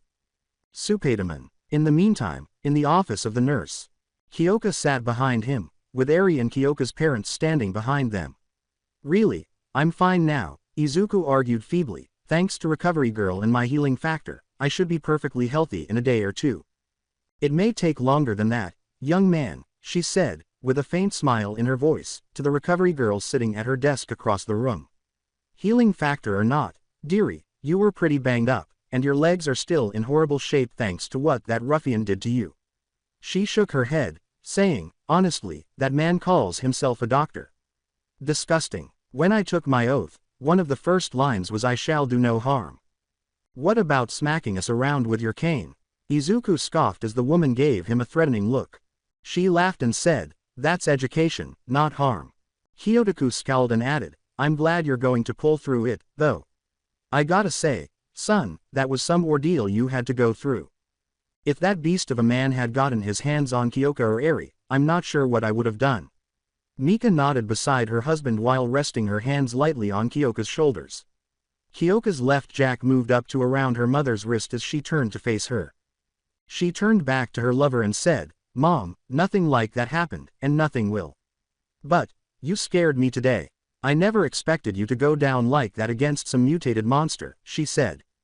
His pout was tinged with resentment. It sucker punched me, he said. You know that none of this was your fault, right? He asked, lowering his gaze to Eri, who had been silent the entire time.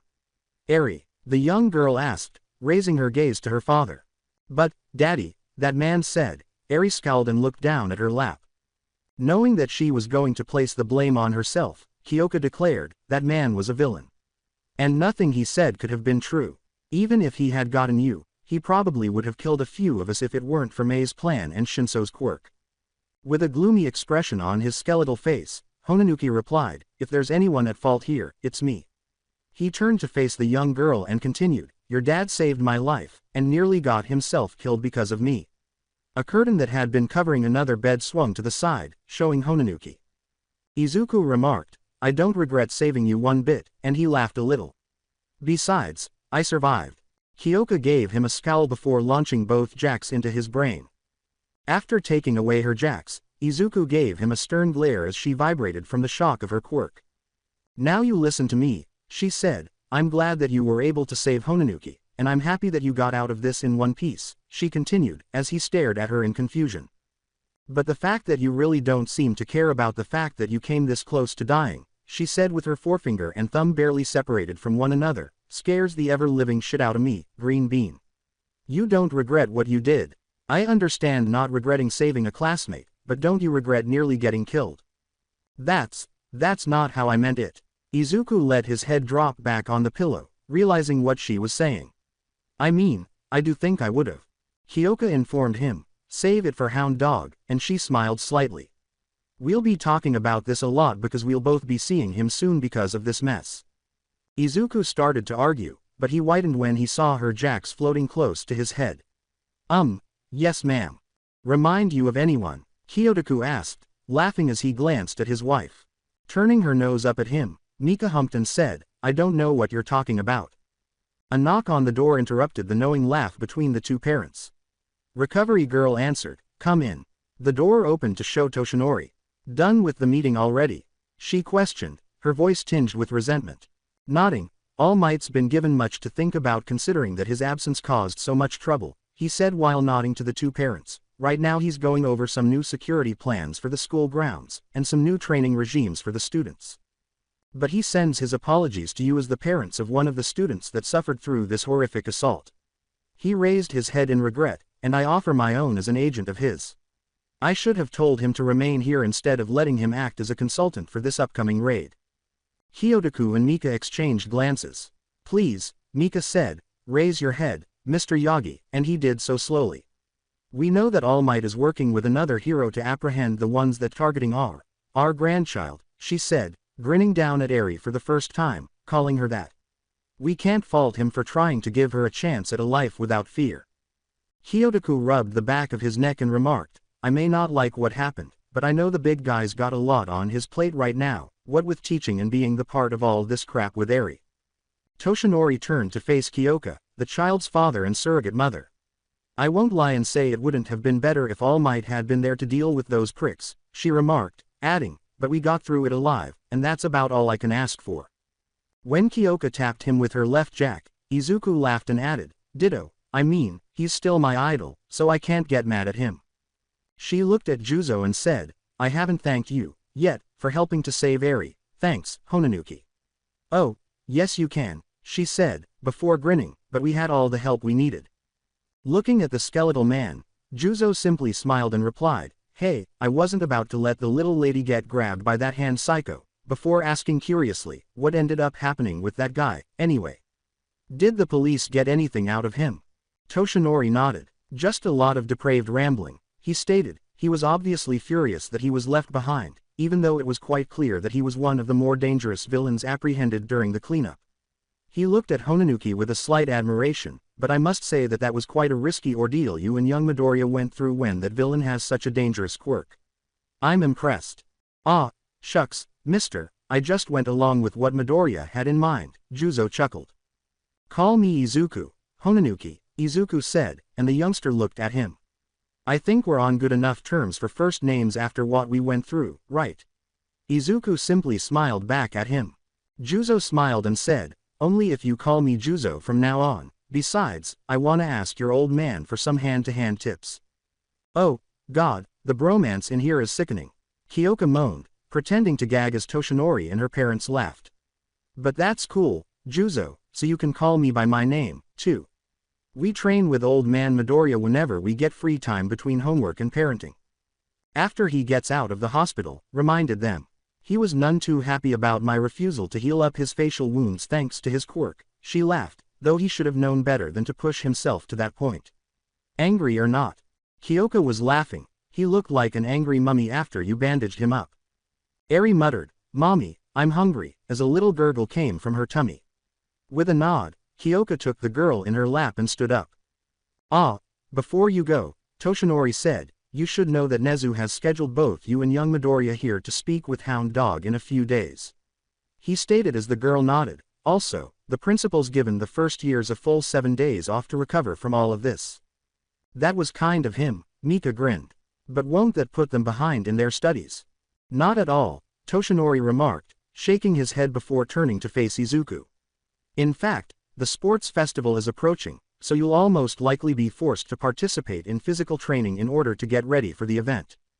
Eri briefly forgot her hunger and inquired, what's a sports festival? Toshinori smiled at the little girl.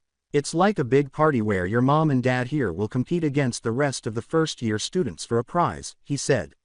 There's also gonna be a lot of food, games and mask stalls set up for in between the events, so it might give you three a good opportunity for some quality time. Kyoka turned to her boyfriend and said, I'm going to get her something to eat, but I'll be back in a little while. That sounds fantastic, she said with a grin. I remember watching the festival last year, and I loved watching everyone compete. I'll be fine, Izuku assured her with a simple grin before she bent down to plant a kiss on the top of his head. A moment later, Eri followed suit. Bye-bye, Daddy. He laughed and said, see you soon, as Kyoka's parents followed them out of the room. As the boy nodded, Toshinori smiled and asked, are we getting used to this father role? I will say that you're doing a fine job raising her, he said, laughing. Izuku responded, thanks, and then scowled. I'm sorry to say this, but the costume you made for me kind of got wrecked. Toshinori nodded. Then it was an inferior model, and not suited for your needs, said he. I'll speak with the company and have them work a little harder on the next one. In the meantime, I hear that you're having Hatsume and Power Loader work on one that young Jiro helped you design. He nodded. Yeah, Kyoka helped me out with the color, and it looks fantastic. He grinned, half jokingly. I guess my spider sense kinda warned me that the one you had made was gonna get destroyed, huh? The father looked down at the young man and said, maybe, before saying, young Midoriya. I'm truly sorry that I wasn't here for you when all of this happened. The father was shocked when Juzo, whom he had forgotten about, interrupted the youngster before he could respond. No disrespect, Mr. Toshinori, but what could you have done? He said. Oh, that's right, you probably didn't know, he told the lad. I helped scout young Midoriya after his disaster at the entrance exams. Fortunately, he had a story to tell. Yeah, Izuku said with a sigh, really, if it wasn't for Mr. Yagi, I would have been placed in general studies or the support course. And thanks to our beloved hero course, these two youngsters need rest, Recovery Girl said as she got up and began shooing the man out of the room. Go on, he'll be fine in a few more hours if his healing abilities haven't been affected, and lucky for him they haven't. The man laughed, and she hissed at him, saying, you need to pay more attention to your surroundings unless you'd like the whole school to know. Yes, ma'am, he said with a laugh, then called over his shoulder, you two get a good night's sleep. I'm confident that this year's sports festival won't hold back. Spiderman. With his master's words coming from the speaker, Dr. Tsubasa Garaki stood in front of the monitor, drenched in sweat. So you say that young Tamura could not be retrieved before making your escape? The wise man replied, this is the story you wish to make me believe. Garaki raised his eyebrows. Master, if you don't believe me, then I beg you to speak with Kurogiri. The crazed physician said as he made his case, Tamura had gotten too far for us to reach without risking ourselves coming up against either Eraserhead, or the Prowler, who had been enraged to the point of damaging himself with his own quirk. I was forced to call upon Johnny's help in order to get away before Eraser used his quirk on me. You realize that I intended him to be the next me, do you not? The master continued, his voice taking on a more menacing tone. I see, the master said. I will admit that Tamura is reckless and childish, though I find it hard to believe that he would endanger himself so readily. Replied, and he still can be, according to the man, though I think you could do much better. If you wish the boy to succeed you, then he must grow a little more. He said as a means of arguing with the leader, prison may be just the right course of action for the boy to realize that just causing mass mayhem and destruction is not the way to get what he wants. After all, you wish to be known as the Demon King, do you not, Master? The Master paused for a moment before continuing, yes, you are right to believe that some time behind bars would do him a world of good, so to speak. In the meantime, tell me, what have you learned in your incursion into the UA grounds? But of course, he said, his voice tinged with a smile, and I shall be once my plans are truly set in motion. I see the reasoning behind your words, Doctor. If Tamura doesn't shape up soon, then my power will be wasted on him. The physician then began to explain the attack with relief.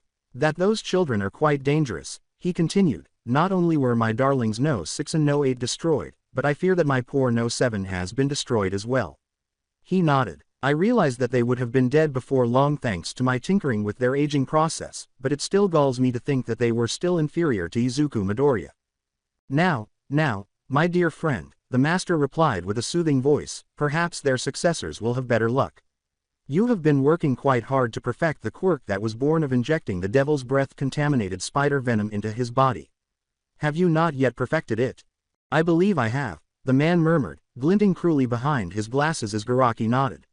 He grumbled as he recalled the impertinence of his first child toward him, saying, however, instead of making another child, I think that something else is in order. Something that will break little Izuku before unleashing it back on him. It's time that boy learned how to show respect toward his father. The master laughed and said, what do you have in mind? Just as Tamura needs to learn from his experiences. As you know, the child I was initially after has an absolutely incredible quirk that could restore your body, but I found so much more. The doctor groaned, for the time being, I must choose my path carefully. He was practically drooling. A girl with a dual-type quirk that renders her invisible, and utilizes telekinetic force fields, he remarked wistfully, recalling the near miss he had with a blood sample. The child of Endeavor with his dual fire and ice quirk, and a boy with an incredibly rare mind-controlling quirk that I would have happily given my right arm for. The master laughed and remarked, quite the list you have, my friend. I can't wait for you to get those samples so I can benefit from them. And gain you shall, my dear old friend, for I will not stop until I have those quirks in my possession. The doctor said, glancing at the screen. Ah, don't think that I've forgotten about you, my little friend. He said, as the slime aggressively attacked the glass behind it, I think that you might soon have exactly what you want. A tapping behind him alerted him to the slimy organism he had created. Jaku General Hospital had a stellar reputation for patient care and service. Additionally, it received excellent funding from other prestigious organizations across the nation. Because of this, the physicians and nurses who worked there were highly compensated and, more importantly, highly esteemed. It was the most prestigious hospital that used quirks-based medications. The hospital's partnerships with numerous nursing homes and orphanages were also widely known. But beneath the surface, the hospital's hospitable exterior revealed something much worse. There was a secret hidden deep down that only a very small number of people knew about. One Dr. Shigaraki, who worked in secret and was sometimes referred to as Dr. Tsubasa, had a lab in the subterranean building. But when it came to his life's profession, the man had absolutely no morality. And the study and development of quirks was the work of that life. By whatever means. But those efforts had recently been unsuccessful when he participated in an attack against UA High School. Such a location was like a fertile field with ripe fruits ready to be picked, according to the insane doctor. However, not only had he failed in his attempt to gather those fruits, but his children had also been destroyed. At the moment, the doctor was examining the one sample he had been able to obtain while seated at his workstation beneath the hospital.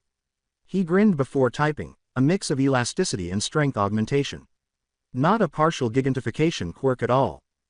How curious, he said to himself as he reviewed the results, this quirk may be slightly more interesting than I believed.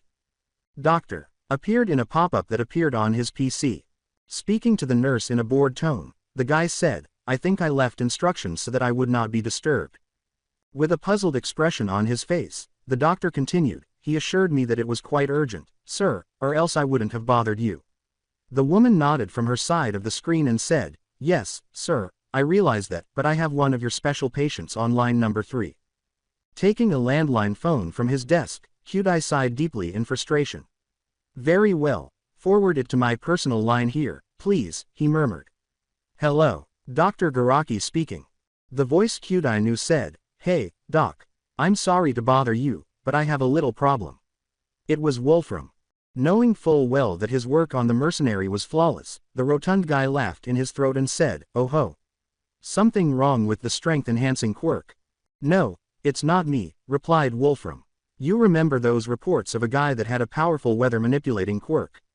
I do, indeed, My boy, the doctor answered, his interest sharpening. Are you saying that you know where I can find him? He said. I'm saying that I'm working with him, Wolfram reminded him, capturing the doctor's full attention. The guy came to me not too long ago with a couple of others.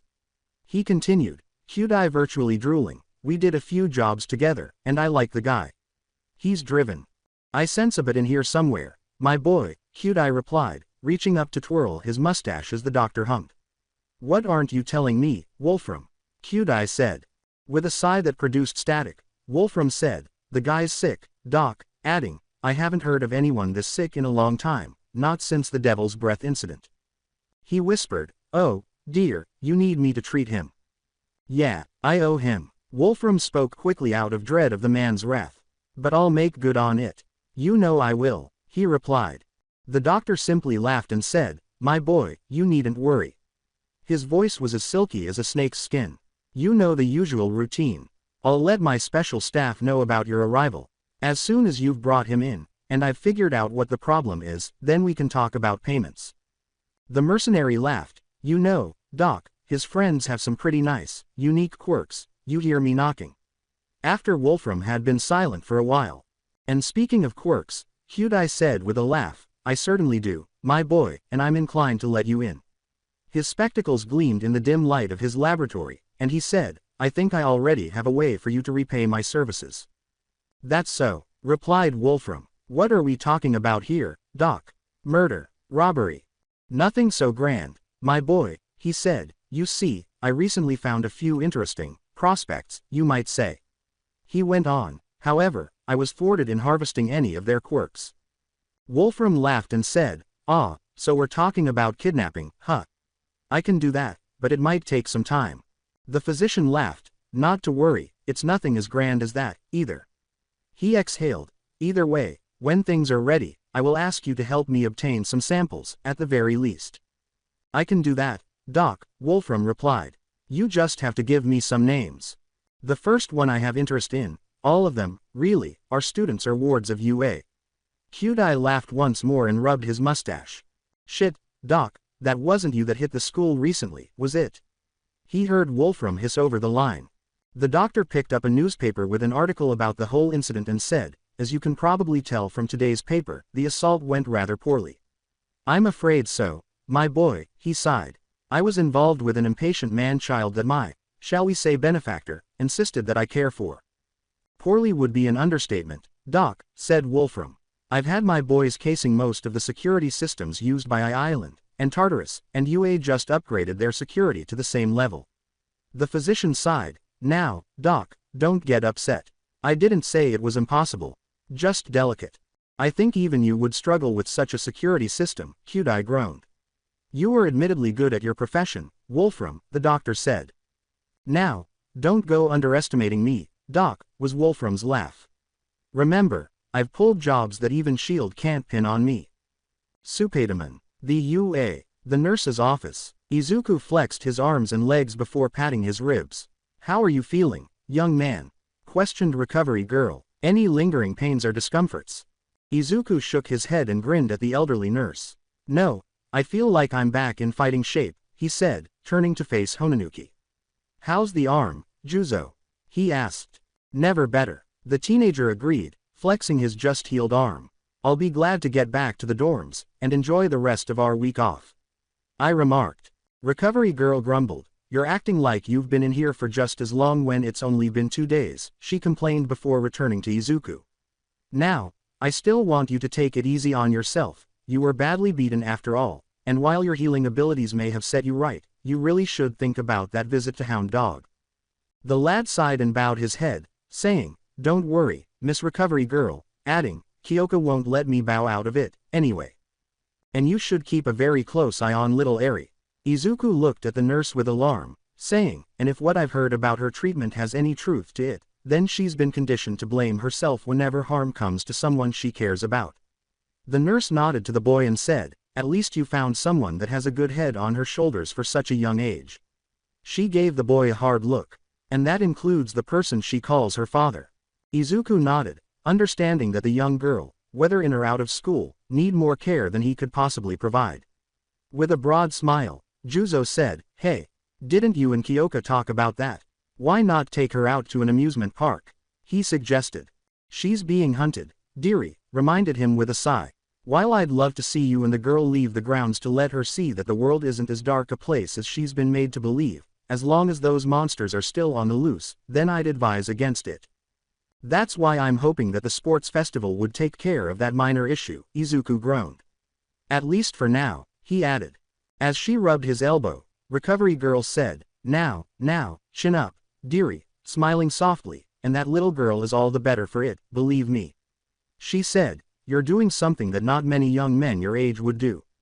Izuku asked her, hey, how's Hagakure doing? With a smile. With a gentle giggle, Recovery Girl inquired, aside from the migraine. I've had to be called away several times already to make her stop practicing that new aspect of her quirk. She gave the boy a sidelong glance and said, you might want to keep on your toes, she's definitely going to want your advice on how to make use of it.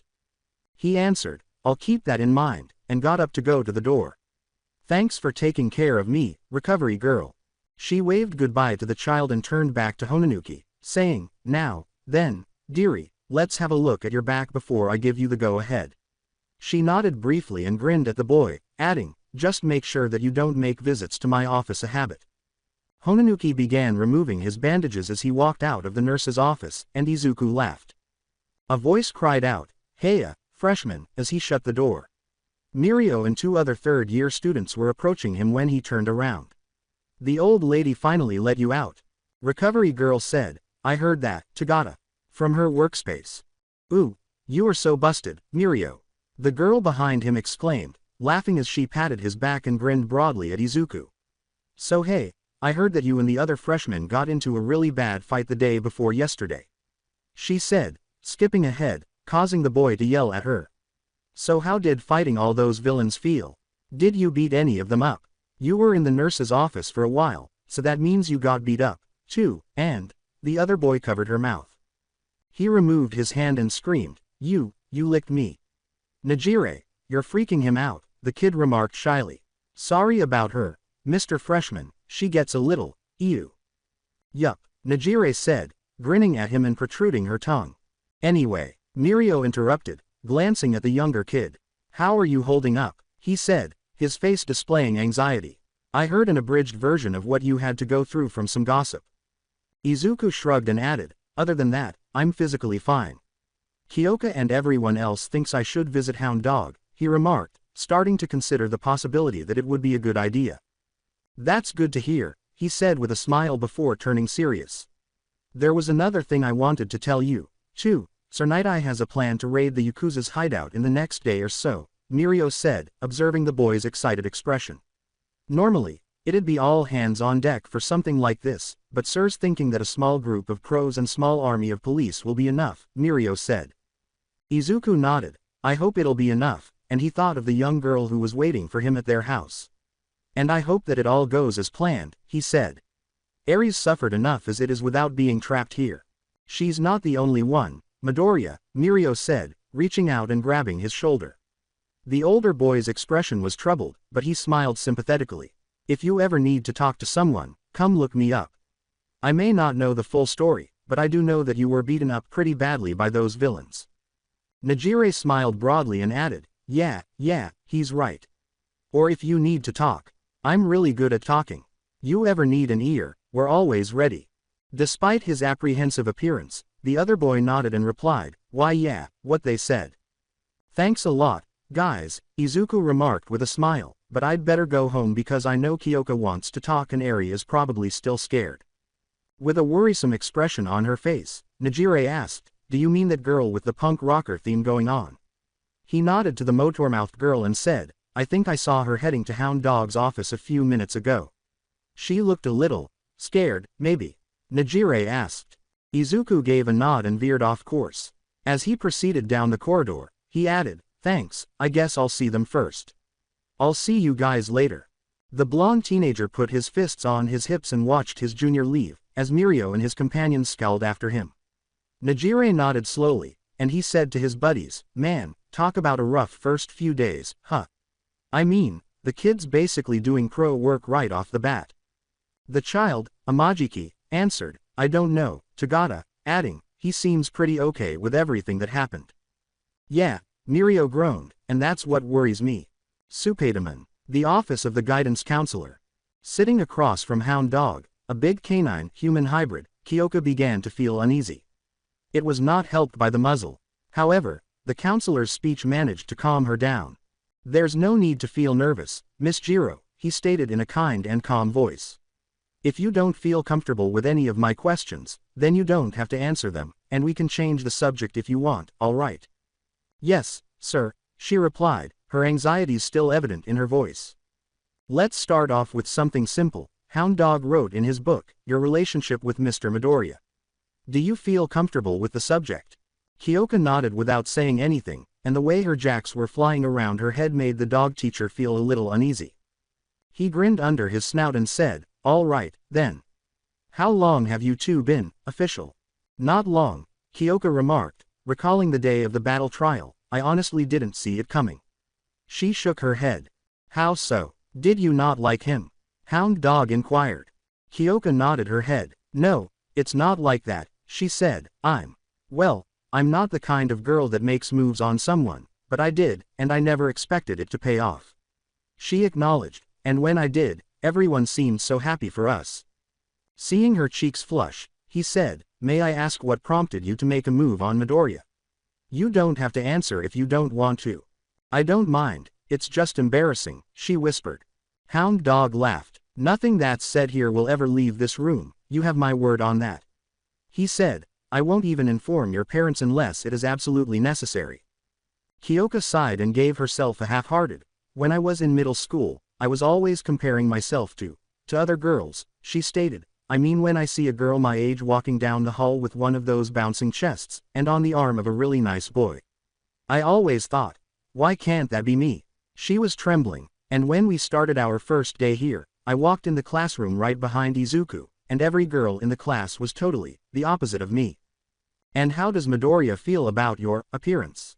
He inquired. I will readily admit that with what I've heard of the boy, he doesn't seem the type to judge people on how they look. He's not, Kyoka said with a smile, shaking her head. He's told me as much, but that didn't stop me from feeling inferior to the other girls when they started taking notice of him. Hound Dog inquired, and what was it that pushed you over the edge, so to speak? So, when we started classes, the other girls. Kyoka shrugged, her face as red as an apple. Well, before we made it to school, Izuku had to fight off one of the Yakuza's lapdogs, in full costume, she said with a slight tremor in her voice. Izuku wears baggy clothes all the time, so you wouldn't know just how muscular he is, but the costume that Mr. Yagi gave him showed just how much his clothes hid. Before writing a few more things down in his book, Hound Dog said, if you don't mind my asking, what was it that really made you go for him? They took notice right away, and you felt threatened, which made her look down in shame. There's nothing wrong with that, Miss Jiro. There's no doubt that if you and Mr. Midoriya didn't already have a bond, then one of the other girls would have made a bid for him by now. It was something that Hagakure and Ashido said just before our first combat training class with All Might, she admitted with a little shame. When Izuku walked out in his costume, no one seemed to recognize him besides me and Eri. Ashido said that he was really intimidating, and Hagakure agreed, but she also thought that it was hot, which annoyed me so much, so before he went in for his team's turn, I sorta gave him a good luck kiss on the mask where his mouth was. Hound Dog laughed, just as she had feared. I'll be willing to bet that he was quite taken by surprise. Kyoka said, there's absolutely no shame in any of the steps you took, especially seeing as Mr. Midoriya seems to reciprocate your feelings. Kyoka nodded slowly, but the laugh was lighthearted rather than insulting or irritating. With a shrug, the girl whispered softly, I got lucky. Kyoka smiled slightly, her eyes downcast, and said, now, let's bring something else to light, little Eri. Now that's not true. Hound Dog grinned. It's true that luck had a lot to do with your current situation, but when looking at the two of you, it's quite easy to see that he feels the same way about you. What about her? Kyoka asked, her eyes getting icy as she gazed at him. The counselor shook his head when he noticed the girl's change in behavior. I don't mean that you're doing a bad job about raising her, Hound Dog responded.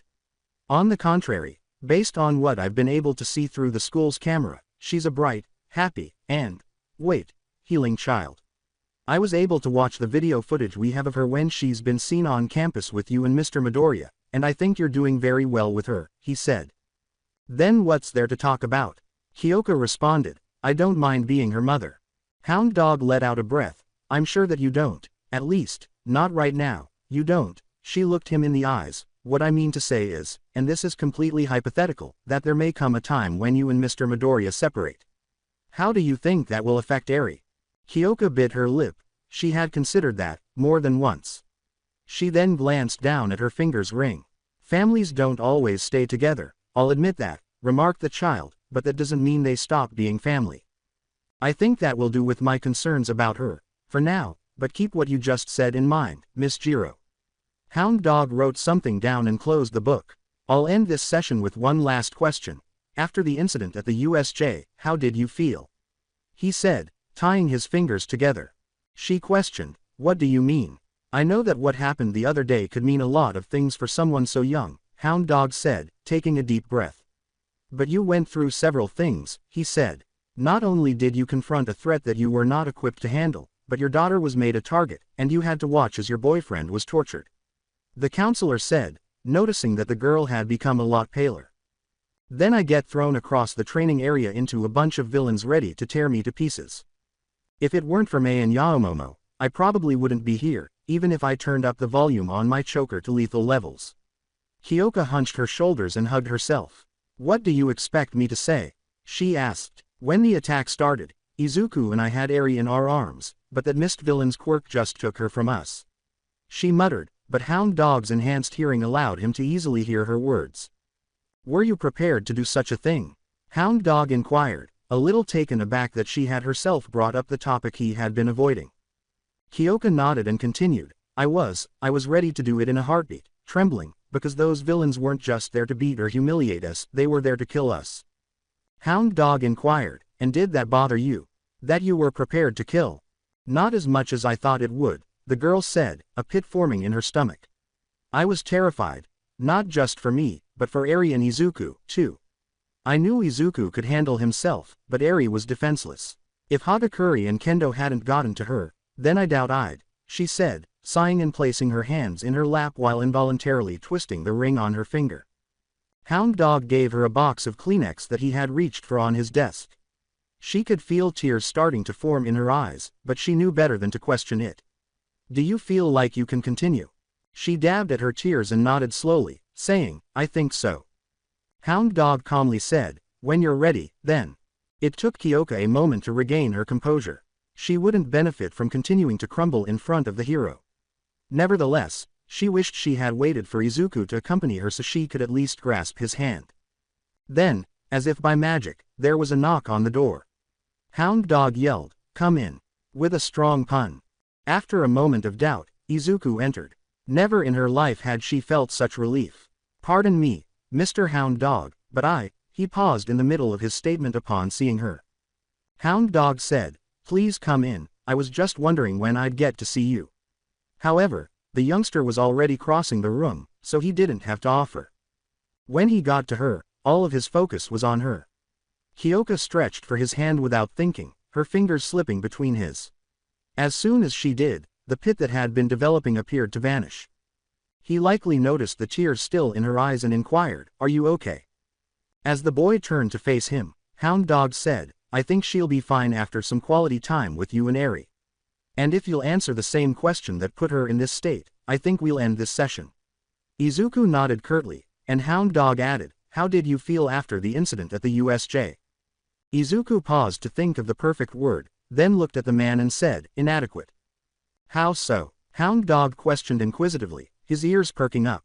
I let myself get carried away by my emotions, Izuku admitted. I had started to form a plan to get my classmates out of the shipwreck zone, but when I picked up the signal from Eri's tracker in my mosque's sensor, all of that went out the window, and I lost control. He sighed. I left them behind, and just let loose on my bioelectrical powers, and electrified the water. The villains were knocked out, some even in critical condition, but I didn't care. All I cared about was getting to my daughter. Damn anyone that got in my way. Hound Dog inquired, and when you reached her? He looked up at Hound Dog and said, my head cleared somewhat knowing that Kendo and Juzo were protecting her, but he shook his head. But I still left my classmates, my comrades behind, he said, his free hand clenched so tightly that Kyoka could hear the groaning of bones in his knuckles. And I still needed Juzo's help to take down the villain we faced. And it took everything I had to hold myself back from breaking every bone in his body. And then you were taken by surprise by one of those hulking mutants the villains had brought along as an attack dog, said Hound Dog. I won't ask how being treated as you were felt. Your wounds are still too fresh for that. Izuku looked down at his fiancée and murmured softly, like I said, inadequate. Are you ready to go? He said. She looked at the hero and nodded, asking, if Hound Dog's done with me. Hound Dog gave Izuku a sharp look and remarked, I've been told that you and I have much to discuss. It's fine, he continued gently, but I would like to see you both back here again, and soon. With a sigh, Izuku said, just tell me when. Hound Dog gave a nod. I expect you both back here on Friday, in the afternoon, 4 o'clock sharp. He continued, in the meantime, enjoy the rest of your week off. Izuku grinned as Kyoka got up beside him and strolled arm in arm to the door. Thanks, I'm sure we will, he said. He turned to her as soon as the door shut behind them and said, I'm so sorry that I wasn't with you. She got to her feet and gave him a kiss. You came when I needed you, that's all that matters. She tugged on his arm. Come on, my mom and dad are watching Eri right now while your mom's at the hospital with your dad. Izuku inquired, how is he? She added, Inko's been worried sick about you, though, so you'd better give her a call when we get home. Kyoka shrugged as they started to go through the hallways. Last I heard the doctors were working on reconstructing his face with as many healing quirks as they could find. All right, I will, Izuku laughed, grinning at her. But really, are you okay? He asked. I will be, she sighed, smiling wearily, adding, Hound Dog just gave me a lot to think about. Like, Izuku gave her a nudge. Come on, you know I won't get upset. You might, this time, she thought. He asked about us, like if this thing we have doesn't last, and how that would affect Eri. Izuku froze in place, asking, how could? Despite the fact that it was invisible, she could hear his heartbeat quicken. He was enraged. He ended with one of his crooked smiles, only to have one of Kyoka's jacks poke him in the face. I don't want to break up with you, he continued firmly, not now, not ever, if you can put up with me. His green eyes had a spark of electricity behind them. Hey. Despite wearing a radiant smile, Kyoka told him, I don't plan on breaking things off either, Greenie. But you don't even know if you love me, so. Her heart leapt straight up into her throat as Izuku smiled at her and held her against his chest. That isn't exactly what I said, he replied, smiling at the flush on her cheeks. I said that I didn't know what love was, so I wasn't ready to say it. But that was before the attack on the USJ, she was informed. Every thought that I had running through my head during the attack was about getting to you and Eri before something bad happened. He chuckled. Then I get to see you standing over me like an angel, he said with a sigh. If that's not love, then I don't know what is. You know, you've gotten pretty confident lately, Green Bean, Kyoka said, pulling him back down the corridor when she nearly sputtered but was able to keep herself together. Even without your mask on. I think I can put the blame for a lot of that on you. Spiderman Eri came hurtling at Izuku like a small rocket as soon as he entered the Jiro's door, nearly knocking him off his feet. While their daughter appeared to be in a better mood than when she had left the nurse's office the previous day, Mika and Kyodaku were happy to see the kid back on his feet. But to the surprise of both parents, Kyoka said that she would be spending the night at the Midoriya residence, saying it was for Eri's benefit. Her father wanted to complain about it, but Mika's jacks hitting him in the back of the skull nearly instantly hushed him. Her mother caught up with her at the door before she left for the next one, saying, Kyoka, dear, I know that you've been stressed lately, but if you're thinking of Mom, the girl looked at Kyoka, who blushed at the impression her mother was giving her. That's not what this is about. The girl added firmly, I'm just staying over because Eri needs me. Mika gave her anything since he didn't really believe her. To Kyoka's embarrassment, it turned out to be a condom. Before her daughter could lose it, her mother pleaded, just humor me, please, dear. With the intention of acting as though the recent events had never happened, Kyoka pushed the packet into her jeans pocket and turned on her heel before trailing behind her boyfriend. The remainder of the day proceeded according to her plan. Spending time with the young girl she and her boyfriend both loved. Playing games, watching her draw, and unwinding. Eri snuggled in between them as they watched a movie on the couch to round off the evening.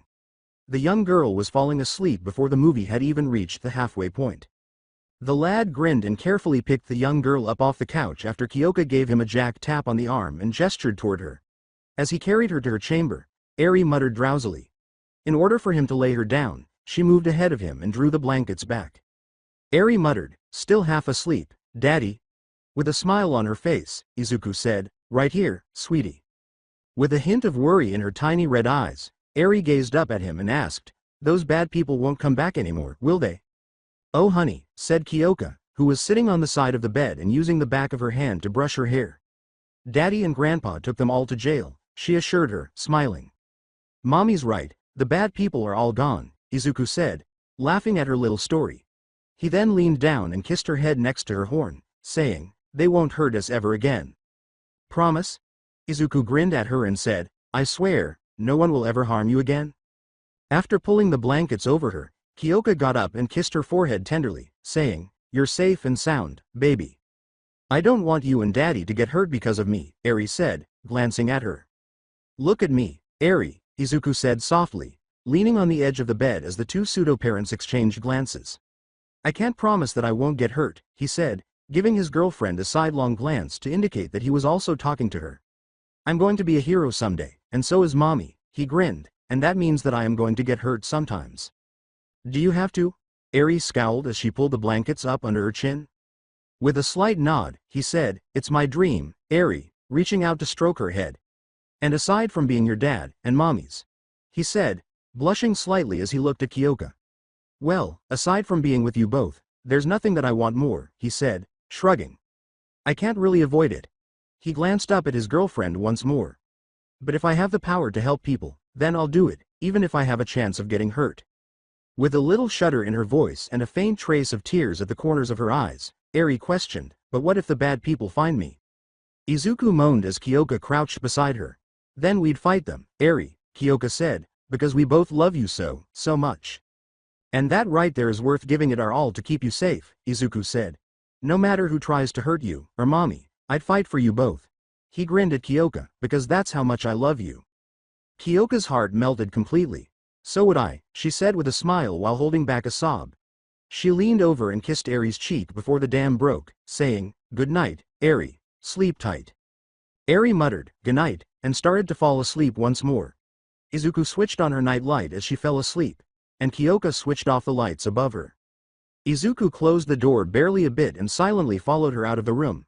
His girlfriend put her arms around his neck and pulled him down for a scorching kiss that sent a shockwave down to his toes as he turned back to her. Her hands ripped through his hair before he could even react, yet he was able to gather himself long enough to answer. They gave each other a passionate kiss and held each other close as if they may vanish at any second. They both gasped as they parted ways, breathing heavily. What was that for? Breathlessly, Kyoka laughed and said, "You have to ask?" She was amused by the stunned expression on his face. She laughed even harder when his cheeks flushed, then pulled him to the couch and said, "Come on, Romeo, let's finish the movie." Neither of them watched the movie, but they went back to the couch.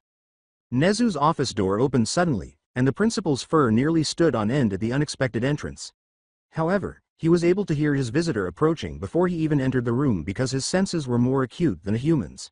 He responded, "It's good to see you back on your feet, Mr. Midoriya," to the man, who had bandages covering his face. "I see that the doctors were able to reconstruct your face properly?" Hisashi Midoriya snarled, "Cut the niceties." He strode over to the mammal's desk and leaned over it.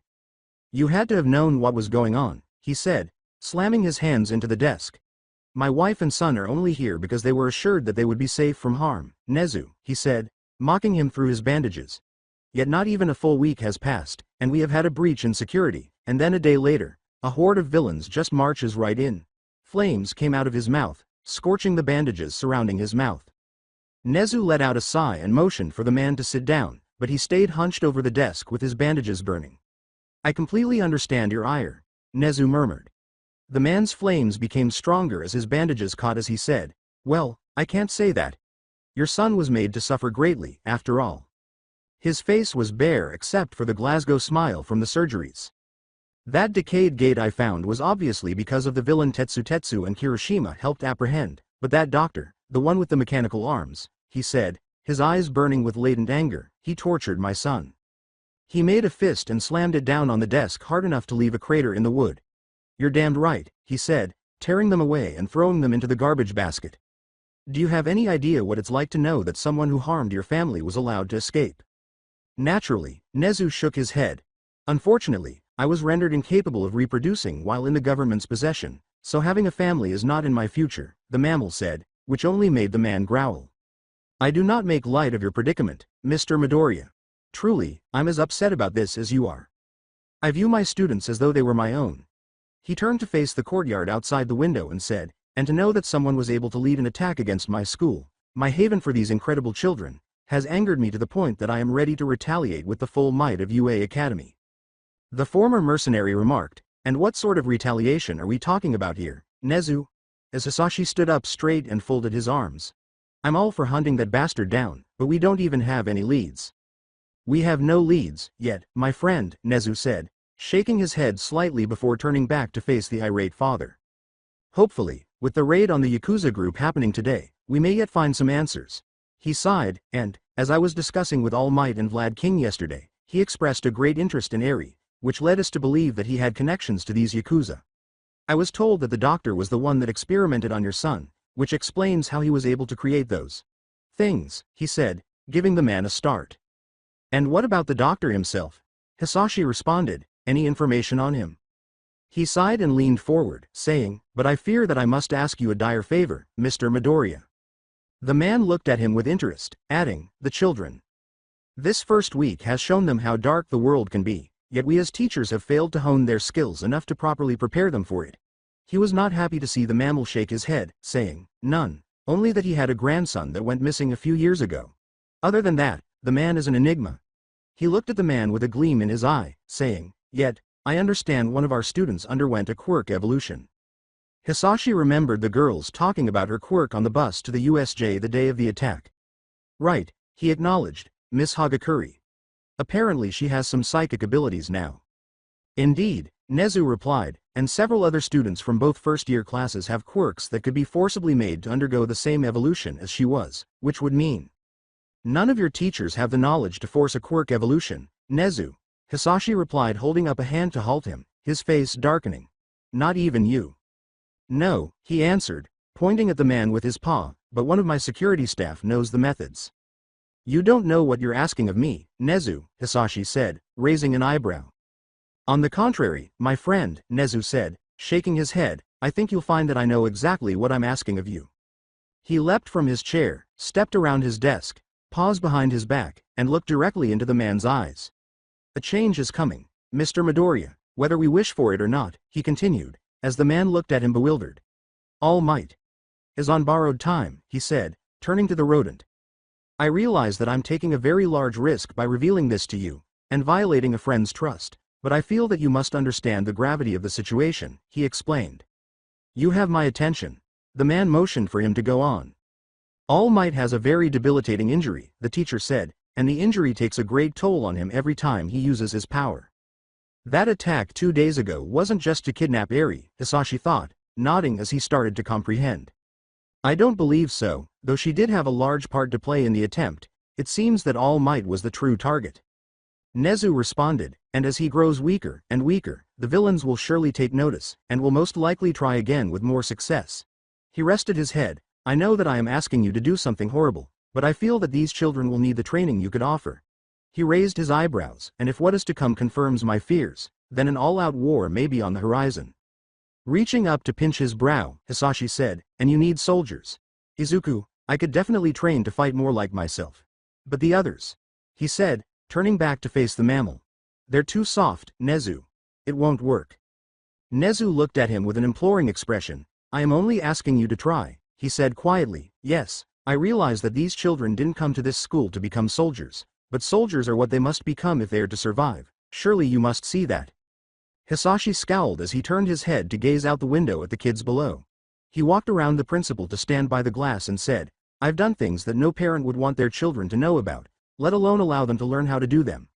I know that heroes have to sometimes kill to save the day, but me?" he said, grinning, turning back to the rodent. "I'm soaked head to toe in blood, Nezu. So I'll ask again. What do you want from me?" he asked. "I'm not asking any more," Hisashi, I'm begging, Nezu said, bowing his head and gently nodding his head. Please.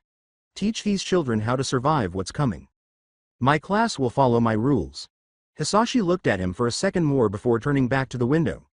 If there's anyone that I think can't cut it, then they're back in the regular class. Understood? He added. Nezu responded, I understand, with an optimistic tone. As he turned to face the creature, he said, every day, from morning to the last bell, they're mine whenever I call for them, and no one interferes. I can manage that, Nezu said. Some may even volunteer to help you. Hisashi chuckled briefly and said, we'll see about that, adding, there are some students I'd like to speak with right away. Matter of fact, I should address Class 1A in person. He moved toward the door and said, if at any time you want me to stop, then tell me immediately, casting a final glance over his shoulder. But keep in mind that these children won't stay innocent for much longer, bar my special training. Nezu heaved a big breath. I'm afraid that they stop being children the moment they walk through my gates, Mr. Midoriya. Supaidaamon Class 1A accommodations. The entire Class 1A was assembled in their dorm's common area several hours later that day. Izuku had texted the entire class to ask them to meet him there, but Kyoka was perplexed by the abruptness of the gathering. Kaminari leaned too close for her comfort and said, any idea what this is about, Jiro? I mean, why would Midoriya call us all down here like this? After giving him a shrug, she scooted away. No idea, Thunderbolt, she muttered, making the boy flinch. But whatever it is, I don't think we're going to like it, she said. Goes without saying, Bakugo grumbled. That damn nerd's got a lot of balls to call me down like this. Kyoka simply gave the boy an eye roll. I don't get why Eri calls him Uncle Baku. She thought as she nervously twirled one of her jacks before Toru and Mina took seated on either side of her, protecting her from Kaminari. So, I noticed that you and Midori were really cozy with each other today, the joyful romantic girl stated. Anything you want to dish on? She said. Oh, come on, Mina, you know she can't handle this kind of teasing, Toru said, laughing as their friend blushed and her jacks began tying themselves in knots. She was relieved that the invisible girl was supporting her. Besides, it's not like he dropped the L-bomb on her, she heard Kyoka squeak, and she could feel the heat radiating from her face as her cheeks turned red. Oh. Oh my gosh, he didn't. Toru's mouth formed a wide O. Mina said joyfully, he did. Look at her face. Kyoka hastily covered her face with her hands as the two girls started questioning her about it. She gasped and swooned a second later, Mina and Toru following suit. Fortunately, Momo saved her. Now, girls, there's no need to badger her like this, she half berated the couple. Besides, this is a private matter. No matter how romantic it is. It wasn't even that big of a deal.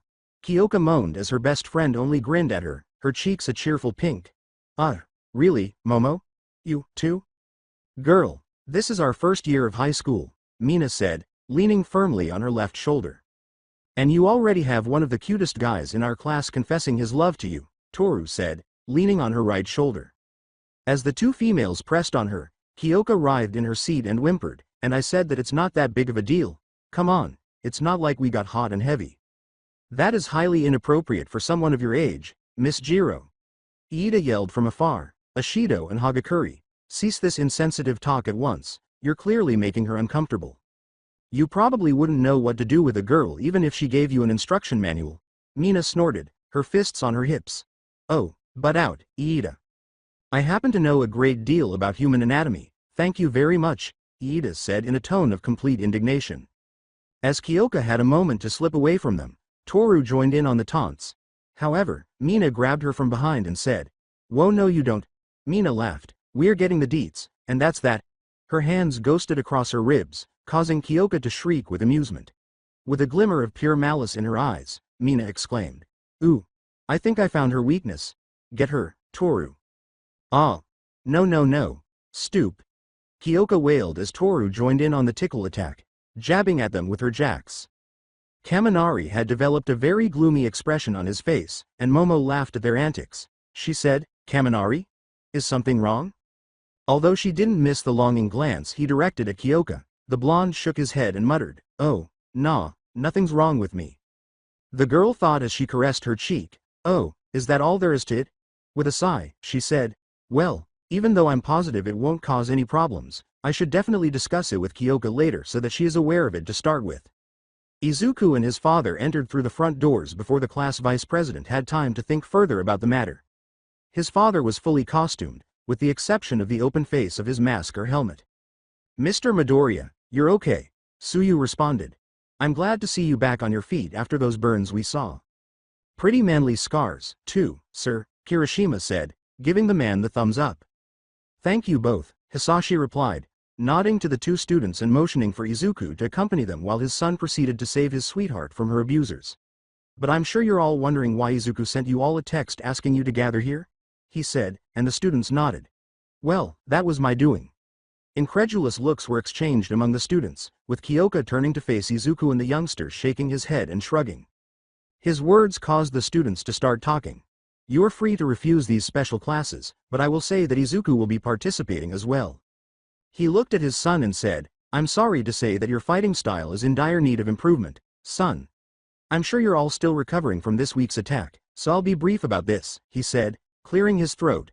"Starting next week, up until the sports festival, I will be pulling various students from class for special training."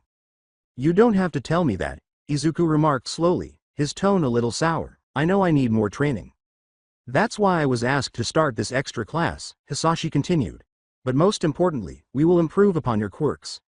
He shook his head and said, "During these classes, you won't be learning to be heroes, but rather how to fight, defeat an opponent, and kill if necessary." Many of the students appeared extremely frightened. "Sir?" Momo inquired, "won't these new classes interfere with our regular studies?" Hisashi nodded his head and said, "I would assume so, but Nezu was the one that suggested this idea, to the girl. So I would also assume, hopefully without making a fool of myself, that he is going to be lenient with your grades." Bakugo snorted at his little joke, which elicited a few laughs. "Hey, Teach, when you said we'd work on our quirks, does that mean?" Toru held up her hand. "It means we'll be working on your new abilities, Miss Hagakure," Hisashi stated, nodding his head once more. "But at least you're able to keep yourself visible, no ah." She put up her other hand to show him Izuku's power cuff. "Never mind then." Hisashi groaned. As he received some nods from the pupils, he went on, "But all of you here have your limits, and I'm sure that you know where they are. And if you don't know those limits, I intend to help you find them," he said, taking a breath, "and then I'm going to teach you to ignore them." Iida said, "Ignore our limits?" "Exactly," Hisashi said. "Most heroes can go beyond their limits, but a few can completely disregard them for an almost overwhelming surge of power." Hisashi glanced around the room, focusing on several students he was prepared to mentor. He turned to face Shoto Todoroki, who glared at him coldly, saying, "And those that have hit their proverbial walls, I'm going to help you break them." Shoto's eyes tightened, and he made the sensible decision to turn away. He went on, "These lessons will include, but will not be limited to, quirkless combat training, quirk training, and quirk combat training. If anyone here thinks that they won't be able to handle it, then I repeat that you're free to refuse the training, and focus on your normal classes." He turned to face his son and said, "Except for you two." He addressed Izuku and Kyoka, saying, "I'm afraid that I'm going to have to push you two the most out of everyone here. And I think you know why." Kyoka nodded, and reached down to take Izuku's hand. "I don't need a stinking week off to recover from some weak-ass villains trying to make a name for themselves." Bakugo glared at the man and asked, "When can we seriously start?" He jumped up from his seat and exploded a few little explosions from his palms, saying, "I'm ready to go right now." With a sigh coming from the rest of the party, Hisashi grinned at the boy and added, "Well, then, you'll be happy to know that you can all come to Gym Gamma first thing in the morning, 7 sharp. And then we'll see just how much you can handle, Bakugo." Spiderman as the important guest came. The Jaku Hospital's lower levels were bustling with activity. As they transferred the medical supplies and equipment to their designated stations, nurses were moving as quickly and carefully as possible. In case the worst happened, a containment unit was also put inside the room.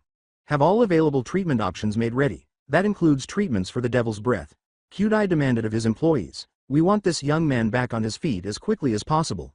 He summoned a single nurse. "Miss Saori, I need you up above. Make sure nothing is amiss with the normal patients, please, and keep watch for any interesting prospects." "Yes, doctor." "Miyabi, I want you down in my lab," he said to a different person. "Set aside my special tools. If this case is as serious as I've been led to believe, then we may need to operate." "Yes, doctor." Kyudai was happy with the progress as he looked over the job when one of his orderlies entered the room and said, "Sir, they've arrived." "Ah, Right on schedule, said the individual. Have our patient brought into examination room no X23, and assign Ms. Haruno to them for vitals and blood work until I arrive. He continued, also, have some refreshment brought in for Wolfram and his companions, he stated without thinking. I'll be along shortly. Yes, doctor. As he waddled out of the room, Kyudai's eagerness increased. He was determined to collect as many samples as possible from the patient before treating him. In addition, he may take advantage of the man's subordinates. Before going to the elevator, he took his time getting his equipment and the supplies he would need to draw many blood samples. His hospital's basement floors were intended to care for the master's subordinates in times of need, but he allowed certain side business to operate there in order to obtain special quirks or identify subjects for his experiments. One such room was no X23. Fortunately, it didn't require much cleaning when he saw one of his clients there a day or so ago. He heard increased voices as he walked down the corridor after getting out of the elevator. He walked along more quickly, saying, "Oh, what now?" The nurse he had assigned to the room then scampered out the door, as he witnessed. To get her attention, he yelled, "Haruno, what's all this noise?" "Oh, good, you're here," she said, looking at the man with relief. "He's having an episode," she yelled, and the man raced past her and into the room. A man in red bandages held onto one side of the man he had brought in, and Wolfram was there, holding onto the other. A big Wolfman stood behind him, and a woman crouched down in front of him, massaging his chest. "This is a bad one, Doc," he yelled in a rough voice as he turned to face the doctor. "Oh, great, you finally made it. Wolfram, if you and one of the gentlemen could help the patient onto the examination table," Kyudai asked, nodding, now completely focused on his work. "Right, Doc," he said, glancing at the man with the bandage. "Mummy, give us a hand." Wolfram took the man's right arm, and the now named Mummy took the man's left. With his feet, the woman assisted them both. "Miss Haruno, did you manage to take some samples before this happened?" The nurse nodded. "I'm sorry, sir, but this happened quite suddenly, so I wasn't able to draw any blood, or take any other samples." Before turning to face the woman, he remarked, "No matter," passing his supplies to the nurse. "Let's make sure our guest is comfortable for the time being. Start with a saline drip, antibiotics, and pain relief medication, and then we can do the usual routine. While she's doing that, my dear, would you mind telling me a little about my patient before we get started?" The woman agreed. "His name is Kamui Sumeragi. He's around 29 years old, and has a familiar history of cellular degeneration. She was a pretty tall, attractive woman with long red hair and glasses." "That is a difficult disease to treat," Kyudai said, sucking his teeth. He then reached up and began to play with his mustache, a nervous tic he had just acquired. The Wolfman gave him a worried look and said, "You will be able to treat him, won't you?" The doctor nodded and said, "Of course, considering how he could make the treatments more bearable.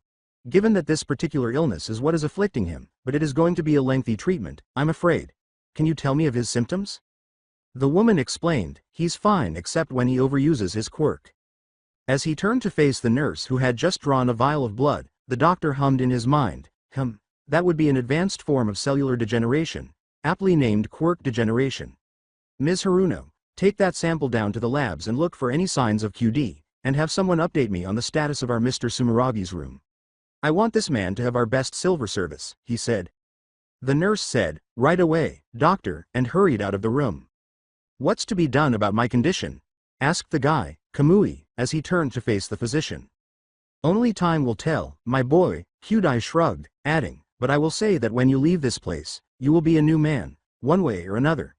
His smile began to broaden, and he asked, "I wonder, my young friend, what would you say to a little experimental medicine?" Thursday. The first training day. As promised, Hisashi Midoriya's training regimen was brutal. Class 1A students were gathered in Gym Gamma on Thursday morning, with some appearing more drowsy than others. A sizable concrete boxing ring with corner posts and rope barriers stood in the middle of the gym. And there was the Prowler himself in the ring itself. "It's good that you could all make it here today," he said in a level voice. "Today will mark your first day of training under me." He explained to the pupils, for the remainder of this week, only those from Class 1A will be present. However, starting Monday, I will be calling over students from Class 1B to undergo the same training. When the man sprang from the ring, over the barrier, and landed in a crouch in front of them, nobody said anything. He started to walk down the line of students, saying, "Midoriya," but he stopped in front of his son, who grimaced. "You allowed your emotions to take over, and nearly cost yourself and a fellow student your lives. But that does not mean that you should feel privileged, he said in a darker tone. While I will commend all of you on how well you handled yourselves during the USJ incident, many of you were sorely lacking in combat skills. Turning away from him, Izuku said, "It won't happen again." The Prowler simply snorted. "You keep telling yourself that," he laughed, and then he turned to face Katsuki. "Bakugo, I heard from Recovery Girl that the special move you used against that mutant did some damage your arms," he snapped when the pale blonde attempted to respond. "Your quirk is deadly even with small amounts of your nitro sweat, yet you almost pushed yourself to the point of being useless to bring down a single opponent that was already on its last leg." "You're one to talk," Bakugo murmured. "You were hospitalized because you overused your quirk. And yet I was still able to fight, whereas you were nearly incapable of defending yourself," he said, his mask-eyed eyes glowing. "Which is why you're here," he continued. "Why all of you are here," he said, stopping in front of Jiro. "Miss Jiro here is the only one that I can say did exceptionally well during the battle, as she not only used her quirk in battle but also used hand-to-hand techniques. I still took a pretty bad hit, though," Kyoka remarked, massaging her right arm as she recalled how numb it had been following the fight. "Iida, Midoriya, step up," Prowler gestured back to the ring and said, "Now, on with today's training. You are also going up against a vastly superior opponent," he said. "Although I wouldn't pit you against that type of creature again anytime soon, it's still a decent accomplishment for someone not even finished with their first year of hero school." Without question, both kids did so. Before giving them the capture tools, the Prowler produced a device that looked familiar. "I believe you're both familiar with these," he said, holding up a pair of Izuku's power-dampening cuffs. "You'll be wearing these for the remainder of the day," he said, as the two boys held up their wrists. "No, slap them on yourselves. That way you can deactivate them on your own." After exchanging glances, Izuku and Iida put the bands on their wrists and turned them on, both of their quirks instantly going into dormancy. As he picked up a boxing bell from the floor, the Prowler nodded and said, "Good, now step into the ring," and allowed the boys to enter. "Now, I will explain the rules," he continued, adding, "Once I ring this bell, the two of you are to go at each other full force in combat." Before the man could say anything further, Iida interrupted, "Sir, wouldn't it be better to teach us a few fighting styles first?" Iida sputtered, "Now, as I was saying, once the fighting starts, go at your opponent at full force with intention to immobilize.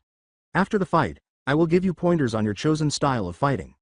The Prowler sighed in frustration. "I'm getting to that, Iida," he moaned. "Speedsters, always so impatient. Iida, I assume you favor a kickboxing style." The speedster gave Izuku an unintentional hint about his combat style when he nodded and stated, "Yes, sir, but I do tend to mix in other styles that favor kicks." The Prowler shook his head. As the two took their places in the ring, Prowler remarked, "Anyway, to your corners, boys. Hey, Teach, since this is a match, how about we have Jiro be the round girl?" Ahhh. Mina's laughter then changed into a painful cry as Suyu's tongue and Kyoka's jacks both reached their marks. "Hey, I was just kidding," Mina whimpered after the attack. The Prowler rang the bell without more delay. After 5 minutes, Izuku stood over him, his arms twisted through the teenager's legs in a vicious cloverleaf leg lock, and Iida screamed, pounding his arm furiously on the ring floor. "Uncle, uncle, uncle." Prowler signaled Izuku's victory by ringing the bell appropriately. As Izuku freed his opponent and assisted him in getting to his stinging feet, the ex-mercenary inquired, "Would anyone care to comment on the match?"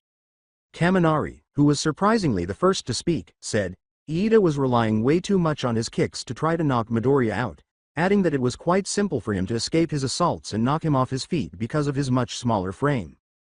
"Good, you were paying attention," the Prowler said, nodding approvingly. "Midoriya, your moves were a tad sloppy, but nonetheless quick and efficient," he said to the boy before turning to Iida. "Iida, your kicks were indeed powerful, even without the use of your quirk, but the movements in which you performed those kicks were too wide and flamboyant." The team nodded in understanding. These two flaws were enough to slow your movement down even more. Before he addressed the class, he said, "To fight better in the future, all of you will need to learn to keep your movements tight, precise, and quick in order to prevail against an opponent." He continued, gesturing to the two boys.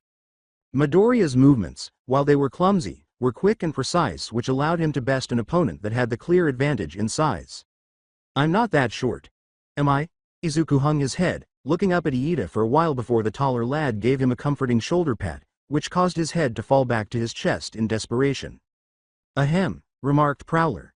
A clear advantage in size and power, the man said as the class laughed. Izuku glanced up in the direction of his devoted girlfriend, but she was barely suppressing her own laughing. No, Kyoka, not you either. Even the girl I love thinks I'm short, he cried in his head. Following Prowler's lecture, each student participated in quirkless fighting in pairs for the next 4 hours. Hitoshi Shinso, whose body was still not up to hero course standards, took the brunt of the punishment. The fact that he was forced to live with Sato, a big teenager who was a real tank even without his sugar rush quirk, did not help either. The Prowler then called everyone to order after the 4th hour had elapsed. Each kid was sweating so much that their clothes were soaked, and they fell in line as if they had just been through a meat grinder. His words, "You've all done well for your first day, so far," came from his perch on an ice chest. He jumped out of the way as the throng of kids rushed forward in panic, and when he opened it, he saw that it was filled with bottles of chilled water. "Now, take a bottle each and drink it slowly." He smiled as the pupils moaned. "You'll rest for half an hour, and then we'll move on to quirk training," he said. Izuku gulped down a mouthful of water as Kyoka sat next to her boyfriend, flaring out the collar of her shirt to cool herself. "Geez, he's never been this hard on us whenever we sparred with him," she complained, while the boy simply shrugged. "I guess that attack really got to him, didn't it?" she asked. "Probably," he said, panting and stroking his perspiring hair. "But at least he's helping us where we really need it." "Not so sure if the quirk training's gonna help me that much," the girl said, leaning on his shoulder with fatigue. "I can use my enhanced hearing for a lot, and there's the sonic attacks, but other than that, I'm not sure if I can keep up." She closed her eyes and sighed, determined to get more sleep. Ochako sat next her combat partner and warily questioned, "Bakugo, were you taking it easy on me?" The hits she had been expecting and the blows she had gotten seemed a little strange for some reason. They weren't as strong as she had anticipated. With a faint glance in the direction of the girl, Katsuki said, "Like hell," sounding as exhausted as she was. "You fucking nailed me, remember?" He gestured to his left eye, where a bright shiner was starting to emerge. "What the hell made you think that?" Ochako shrugged and said, "I just thought you might not be taking the fight seriously," sighing. "I mean, I'm not that strong, so..." To his annoyance, he felt a little queasy when she began to pout. "I mean, when you fought Midoriya, you were like a totally different person." Kaminari laughed, causing the pale blonde's eyes to focus fiercely. "Yeah, a real ass," Kaminari said. "But he wasn't throwing explosions left and right, so sure his attacks didn't do the damage you were expecting." "You better be glad I've got this fucking bracelet on. Ya Pikachu, knock off," Katsuki snarled at him while Ochako chuckled. "Just wait till the sports festival, I'll blow your ass to Kingdom Come," Katsuki said. Ochako shook her hands and winced, saying, "But still, hitting you was like hitting a brick wall. What did you do to make yourself so hard?" she said. Behind them, Mina and Toru began to stammer and then burst out laughing. "Go on. Say something. I dare ya," Katsuki growled as he turned to face the laughing couple. "We won't, but God," Mina said, sitting up to wipe a gleeful tear from her eye. That was so hard to pass up, she burst out laughing once more. However, Toru couldn't help but exclaim, "That's what she said," and the rest of the class burst out laughing. In addition to the joke, Ochako became aware of what she had just stated. She was still wearing her power-dampening cuff, which was the only reason she wasn't floating. As the laughter subsided, Katsuki's face turned unusually red. "It's because I used my quirk a lot," the boy complained as the class finally settled down. "I broke them a lot when I started training my quirk, even breaking my whole fucking arm once." He looked down at his hands and said, "Setting off even cherry bomb-sized explosions used to hurt like a fucking bitch." Izuku grinned back at him and said, "I remember that Auntie Mitsuki laughed for hours."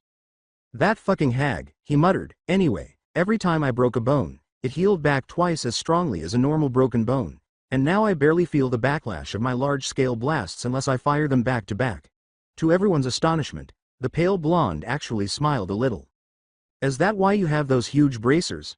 Ochako inquired, recalling their battle trials on the second day of school. "I remember that blast you fired off at Midoriya was pretty huge compared to the others you'd been using," she said. "That's exactly why I have them," Katsuki said, nodding. "It's unfortunate that I probably won't be able to use them during the festival." "I think the rest of us would be lucky if you didn't," Ochako said with a laugh. Looking at the two from a few rows back, Aoyama had one of those dazzling smiles on his face. "Mon Dieu. The two of them seem to be getting along quite well, n'est-ce pas?" he said to Iida, and the youngster nodded. With his glasses sparkling in the light, He continued in an extremely low voice. In fact, Bakugo rarely acts civil toward anyone besides Kirishima, and that's just barely passable. Most peculiar, he murmured.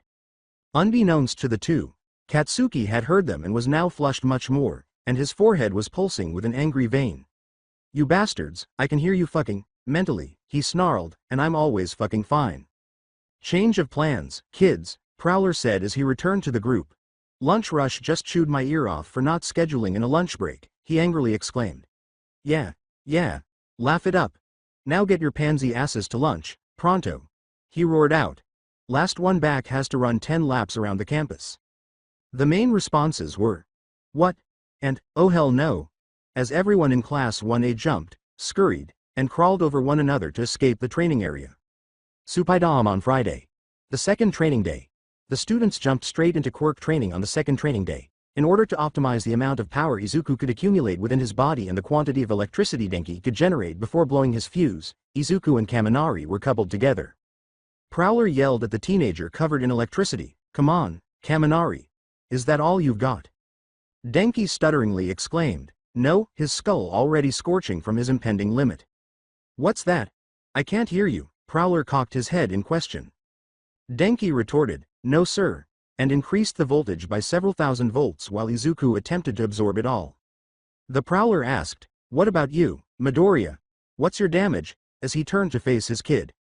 Izuku was facing the other lad with his hands on Kaminari's shoulders and his teeth gritted together to prevent him from screaming, I can't still handle more, Izuku ground out. The ex-mercenary nodded and continued, saying, good, are you quitting on me, boy? He cried to the weary teenager who was bending over on his knees. Bakugo, why am I not hearing any explosions? Bakugo yelled, no, before raising both of his fists in the air and releasing a huge explosion. No what? Insisted Prowler. Bakugo yelled, no sir, just before igniting a second, more powerful blast. As he stood in front of 3 third-year students, the author will give the reader 3 guesses as to who these third-year students are. The Prowler nodded with satisfaction and remarked, good, very good. He then went on to the next student, asking the mind-controlling teen, how are we doing, Shinso? Any progress? Instead of giving verbal commands, Shinso's job was to mentally instruct the kids to complete tasks. The lad stammered, sweating heavily, slow. Sir. I managed to make all of them. Move. A step, he gasped and fell to his knees. Abruptly, the third-year students were released from his authority. Damn it. He slammed his fist loudly against the floor. Break time. Prowler yelled, raising his eyebrows at the boy before advancing on him and kneeling in front of him. Frustration with yourself is fine, Shinso, he said, taking the boy's hand in his own to assess the damage. But self-inflicted harm is strictly forbidden from this point on, he warned the boy, Midoriya, Asui. Escort Shinso to the nurse's office, he has a broken hand. As Izuku stumbled over, his chest flashing brilliantly, Asui, who had been using her quirk to cling to the ceiling, fell down from above. Shinso was frog-marching out of the gym with his 2 companions before he could argue. Supaidaemon since leaving the gym, the 3 of them had been arguing about it. Seriously, guys, I'm fine on my own, Shinso said, supporting his damaged hand. You don't really have to come with me. You're gonna miss training. Besides, Mr. Midoriya wanted us to go with you, Suyu croaked, I can catch up, Kiro. She added, as definitively as her hazy voice would allow, if we left you on your own, then he'd probably make us run the campus perimeter. Fearing the response, Shinso turned to face the arachnid on his opposite side and questioned, he wouldn't, would he? With a heavy sigh, Izuku said, he probably would. The other 2 became pale as the youngster bit his lip and continued, listen, you guys. I wanna apologize. Suyu gave him a questioning glance and said, apologize for what? Confused as to why he would feel the need, Shinso replied, yeah, you haven't done anything. No, I did do something, Izuku responded sulkily, shaking his head and looking down at his feet.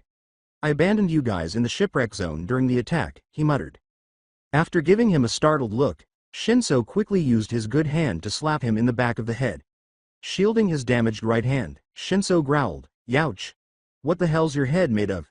He moaned pathetically. You should have let me smack him with my tongue, Suyu croaked angrily as she raged at the green-haired boy. Midoriya, how are we supposed to be mad at you for what you did back then, Kiro? She demanded as vehemently as she could.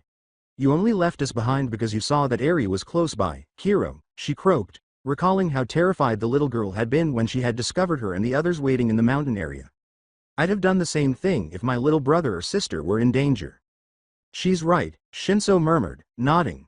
And Eri isn't just any kid, she's your daughter. He reminded him, grunting slightly, you'd be a piss-poor father, and even worse hero, if you hadn't rushed in to save her. Even still, Izuku felt bad about it. But you guys could have been, Shinso interrupted, waving his hand. Midoriya, I swear, if you keep letting this bother you, then I'm gonna brainwash you into dancing a samba in front of the whole of classes 1A and B in your boxers. He said this with intent. The boy flinched as he reminded him, besides, look what happened to you in the end. Don't think I haven't seen that new scar on your chest, he said, jabbing the boy in the chest with his still aching right hand. If you feel guilty about leaving us behind, then you can say that you already paid the price. Suyu grumbled, I didn't know you got another scar from all that happened. She grumbled, if you really want to play the guilt game, Midoriya, then I feel just as bad about not being able to do anything while you were being beaten half to death by that villain with the mechanical arms. And I wasn't fast enough to get you away from him, Shinso added, his voice tinged with sadness, and none of that shit happened to me, and I still have nightmares about it. Shinso completely agreed with her on that point. Izuku scowled. He had fantasized about being tortured every night since the attack, if he was telling the truth. Most of the time, it was only him who was being tortured, but once he was able to fall back asleep, his nightmares twisted such that he saw Kyoka and Eri go through the same ordeal. They went down the corridor in silence, but Izuku halted as they passed Hound Dog's office. As Izuku knocked on the door, he muttered, You guys go on ahead, gesturing slightly toward the guidance counselor's office. Mr. Hound Dog and Kyoka have been wanting me to see him, he explained, as the two of them nodded and left. Izuku heard a gentle summons from within and opened the door. Hound Dog's cheery voice said, Ah, Mr. Midoriya, I was hoping you'd stop by soon. Izuku entered the room and nodded. Yeah, he said with a hesitant smile as Hound Dog motioned for him to sit down. Sorry, I've been putting this off. The counselor shook his head and said, There's no need to apologize. Where would you like to start? I guess I should start out. Izuku groaned, his mouth quivering, with how absolutely terrified I was. When the mist villain separated us. Upon opening a pad in front of him, Hound Dog nodded and said, That's a very good place to start. In the interim, Suyu looked back over her shoulder toward the location where their friend had vanished and questioned, Do you think he'll be okay? He grunted next to her, saying, I think so. He's way stronger than most of our class, but mentally, I think he needs this, Shinso added. We should probably tell Mr. Midoriya where he is when we get back, said Suyu, with a frightened croak. I wouldn't want him getting into trouble with his own father. To get the girl's attention, the brainwashing adolescent chuckled and said, Honestly, I think Prowler might have planned it this way. You said it yourself. He's his dad, and I'm willing to bet that he was just as worried about him as the rest of us were, he said. Kiro. Then how do you explain him sending the three of us to Recovery Girl at the same time? She responded by touching her lips with her finger. Do you think that he figured out that he was feeling guilty about leaving us on the boat to go after Eri? He nodded. If he didn't, then I bet that Kyoka did, he reasoned, looking the girl in the eyes. Remember, those two have spent months together before school started, and they weren't even a couple then. Shinso sighed. It's kind of a bummer that Midoriya doesn't stay in the dorms with the rest of us, but it's understandable since he has Eri to look after. Kyoka only stays there since she wanted to get out of her parents' house. As if to giggle, the girl croaked, That's true, Kiro, adding, Even when she's with me and the other girls, Midoriya and Eri are always the main topic. Speaking of topics, are you, like, free, tomorrow? He stammered, blushing, as Shinso laughed and reached up to touch the back of his neck. I like movies, Kiro, Suyu remarked with a cheerful tone, I'll buy the popcorn. She gave him a strange stare before blushing cutely of her own. Supaidam on Saturday. Training Day 3. The Prowler requested that 3 students remain for additional instruction on the 3rd day of the class training session. These pupils were Toru Hagakuri, Denki Kaminari, and Ochako Uraraka. The man stood in front of them, arms folded behind his back, and they were visibly uneasy. When the guy removed his disguise and reverted to his former identity as the Prowler, the amiable and frequently compassionate Hisashi Midoriya, their worries were calmed. You've all been working hard these past 3 days, he told them all. I'm not easily impressed because I've seen a fair amount of heroes and villains with quirks that are truly the stuff of fiction, he said with a grin, But I've also seen those same heroes and villains not try half as hard as you three have since we began. Teach, Toru muttered, still sounding apprehensive, you're kind of scaring me with how much praise you're loading on us. She scowled at him. Hisashi nodded with comprehension, and I can see why when considering all that I've put you through, he laughed, but I wanted to speak with you three in particular today because there's a facet of your quirks that you haven't even thought of yet. Denki raised a few sparks to his fingertips and glanced down at his hands. Pretty sure I'm just a human battery, sir, he moaned dejectedly, realizing that all of his efforts to direct his power into a long-range strike had failed. He had only succeeded in creating enough negative reaction for his brain to explode. You're wrong, Kaminari, he said, surprised when the man strode forward and put his hand on his shoulder. Each one of you has an aspect to your quirk that is fundamentally the same, but the execution of that aspect depends on you. He grinned at Ochako as the girl gazed down at the pads on her fingers. On your individual will. Your will to succeed. With a determined gaze, the brunette asked, what is it? What do I have to do? Almost laughing at the shocked expressions on the faces of the three teenagers, Hisashi grinned at her and said, yes, even you, Miss Hagakure. Your quirk's new abilities allow you to form psychic barriers around objects, and that includes yourself. And you are capable of moving those barriers. As the man shook his head, Toru trailed off, mumbling, but I can barely form a bubble around a softball, I couldn't. Doubt is your enemy, Hagakure, he said. If you doubt yourself, then you will never advance. He grinned at her. You displayed incredible potential during the attack on the school when you fought to protect Eri, and that drive to protect her allowed you to access these new powers. He shifted his position to face her. Close your eyes, Hagakure. She hesitated for a moment before biting her lip. Now, he continued in a calming voice, take a deep breath. She did so, discovered that it calmed her anxiety, and he said, now remember. She thought about Eri. Remember that feeling of wanting to protect something so desperately that you'd willingly put yourself in danger to do it. In her mind, the young girl was grinning broadly at her. Above her eyes, it exerted a powerful tug on the front of her thoughts. Where Recovery Girl explained the origin of her quirk. Use your power. Make it bend to your will, he declared, make it raise you up. A thin layer of her quirk stretched itself over her, and she felt the now familiar pull. She heard Ochako exhale, wow, that's really lovely. That made her lips twitch, and she momentarily pondered what the girl was discussing. How can I raise myself, though?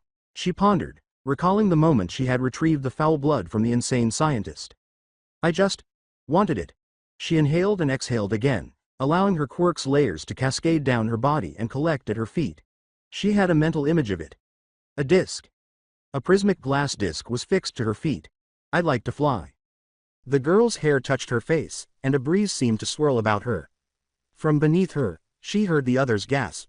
After hearing someone say, well done, Miss Hagakure, she opened her eyes to find herself more than 20 feet above the earth, with Hisashi grinning up at her and her teacher and two companions beaming up at her. Well done. Sunday. Training for half a day, 4. As their two classmates circled one another in the ring, the class watched in suspense. Izuku Midoriya and Tenya Iida were the two combatants once more, but it appeared that the speedster was controlling his movements more closely. Izuku found it difficult to keep up with him as his kicks became more precise and swift. Izuku was still fighting, though, despite that.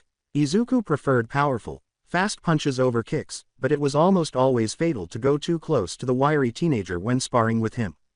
Izuku was a grappler, as Iida had discovered a few days before.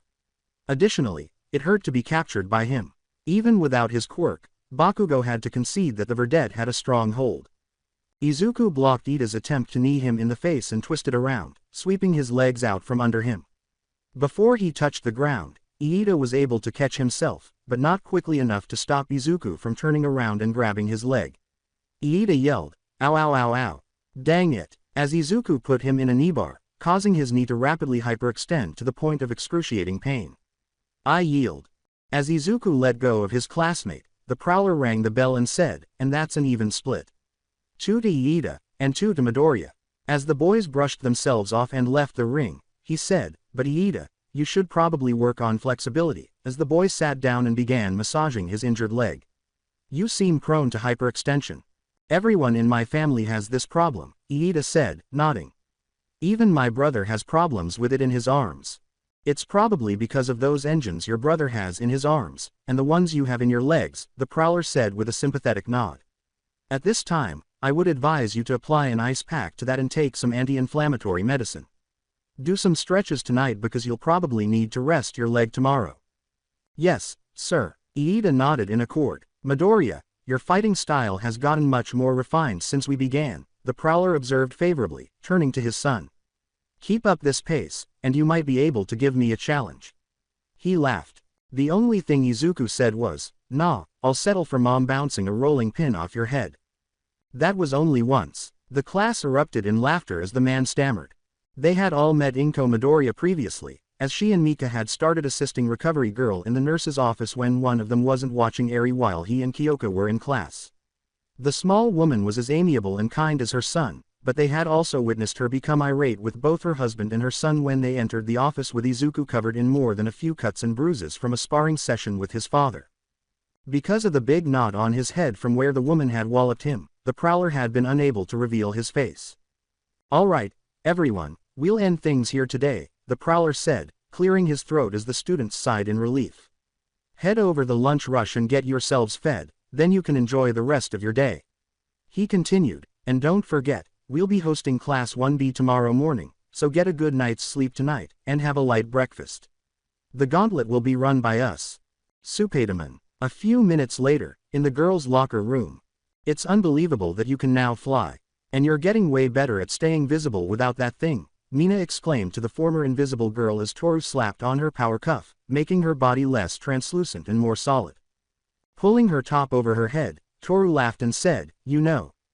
She smiled and wrinkled her nose, saying, "Ew, I wish the locker rooms here had a shower. I totally reek.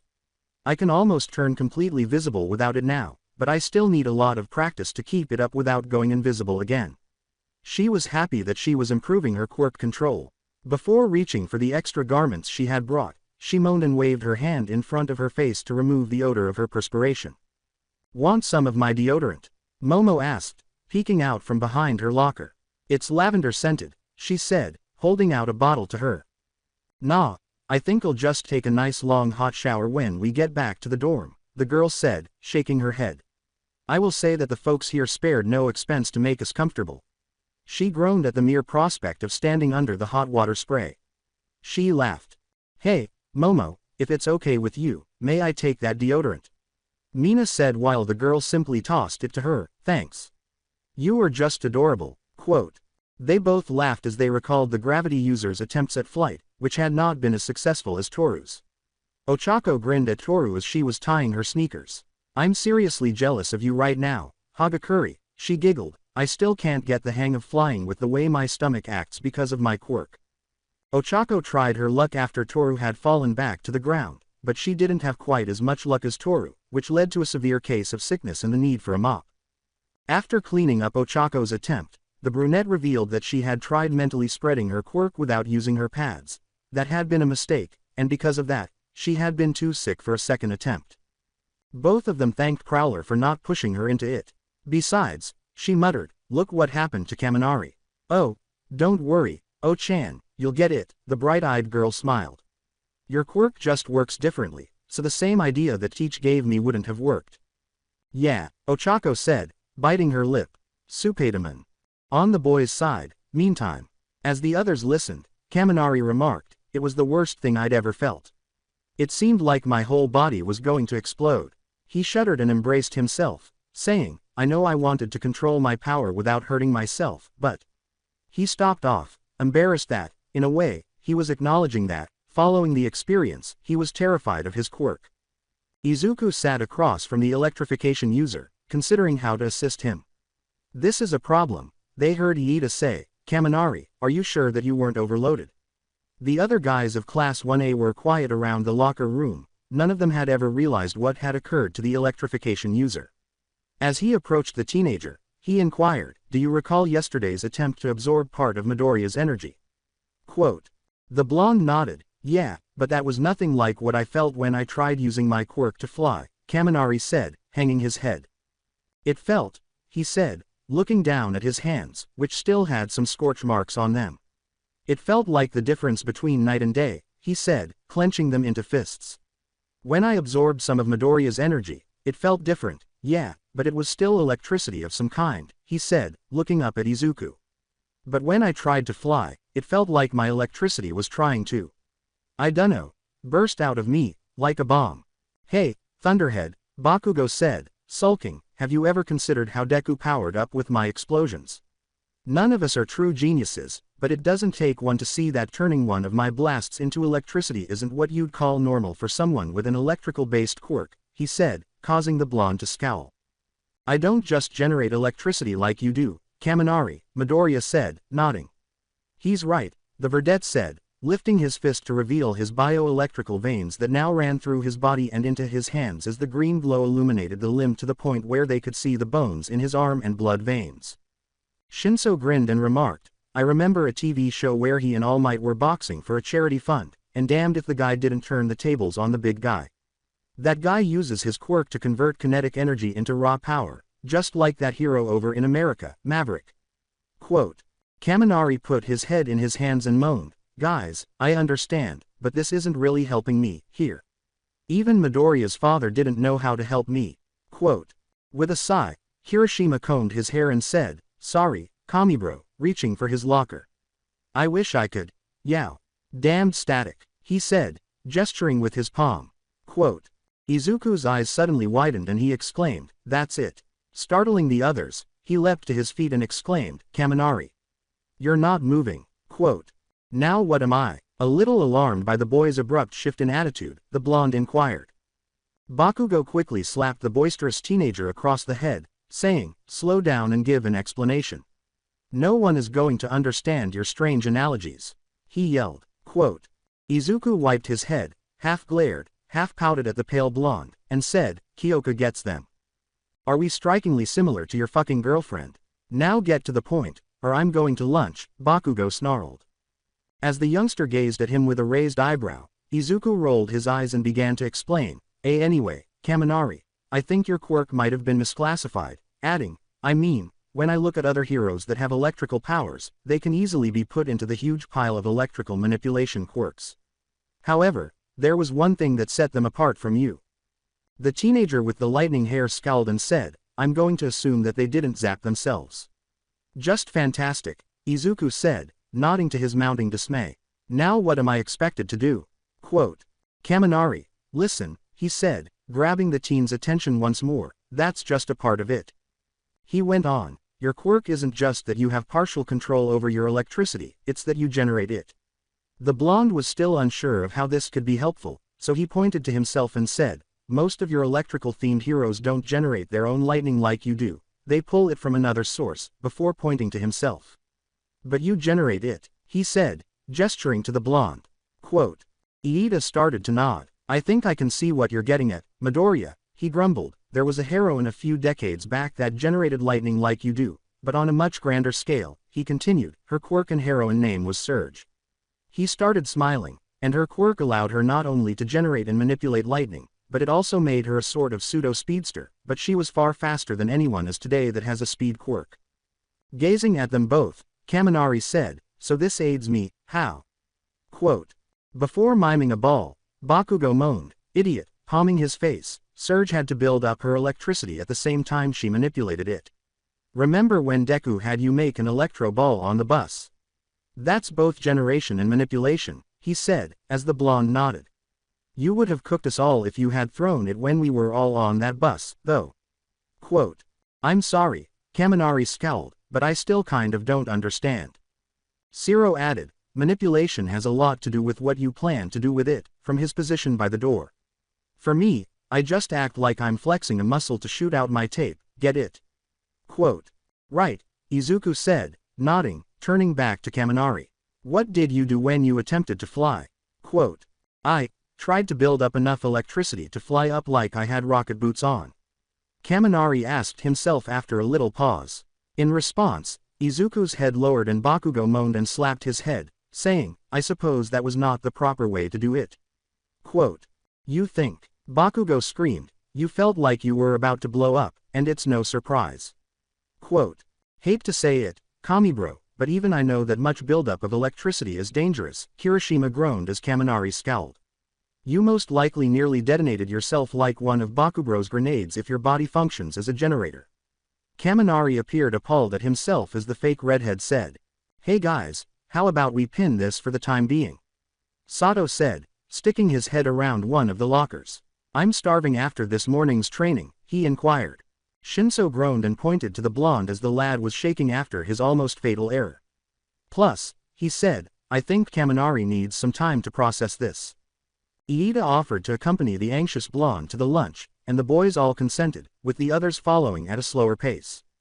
As the students were exiting the gym, Prowler yelled, Todoroki, I want to talk to you. Izuku turned to face the heterochromic boy and asked, Are you going to be alright? The damaged youngster nodded slowly as he asked. You wanted to see me, sir. Shoto answered, I haven't done anything wrong, so it's probably nothing major, before turning to talk to the man, letting Izuku and the others to go. As he stood before the man, Shoto uttered those words. I know that you have a dual-type quirk Todoroki, I said as much when I gave my lecture on Monday, Prowler said, nodding before removing his helmet. I did, and I think you know why. He gestured to the boy's right side. What I want to know, young man, is why you haven't used the other aspect of your quirk, he said, observing the boy avert his gaze. It's personal, Shoto said, reaching across and grabbing his right arm. Shoto Todoroki, I am, for the moment, your teacher, and I am doing my level best to see that you, along with the rest of Class 1A, are prepared for what's coming, the Prowler said, his features hardening as he crossed his arms. But I can't do that if you aren't putting in a 100% effort into your training, he said, his voice cold and angry. But I don't care about your personal feelings on your quirk, Todoroki, what I care about is sending you out into the world with a full arsenal in order to face the dangers of being a professional hero. He then uncrossed his arms and jabbed the boy in the chest, adding, and I can't do that, either, if you're only half-assing your training by not using the fire aspect of your quirk. I refuse to be a hero using his fire. Shoto stared at him, quote, Is that a fact? Prowler asked the boy, raising his left eyebrow. He asked, sounding more like a drill instructor than a teacher. When the boy nodded, the man's face became furious. Then you leave me no choice. He reached out and grasped the boy by his shirt, hoisting him up from the ground and looking him dead in the eyes. You are ejected from UA. With wide eyes, Shoto exclaimed, You can't. Quote. As the boy glared at him, the man said, I can, and abruptly dropped the boy on his ass. If you don't use all the power at your disposal, then I see no future for you as a hero, he said, adding, I will also be recommending that you not be placed in any other hero schools across Japan because they would be wasting their time trying to train you because you won't even use your quirk to its fullest potential. Quote. From Shoto's right side, smoke started to rise. How dare you? Quote. With flames burning his lips, Prowler snarled back at the child, How dare you not see how hard the rest of your classmates have been working? They're all trying their hardest to succeed, but you won't even try to train half as hard as they are. He yelled, as the boy's sleeves started to catch. How disrespectful can you be? He yelled at the youngster, a gout of flame erupting from his mouth. Quote. My peers are respected. As he stood up, Shoto shouted out angrily, I have the utmost respect for. Quote. So why won't you treat others with that respect? With his features softening, Prowler said, Shoto, speaking in a softer voice, what makes you detest your quirk so much? Quote. As the fire on his right side subsided, Shoto bit his lip and said, my father.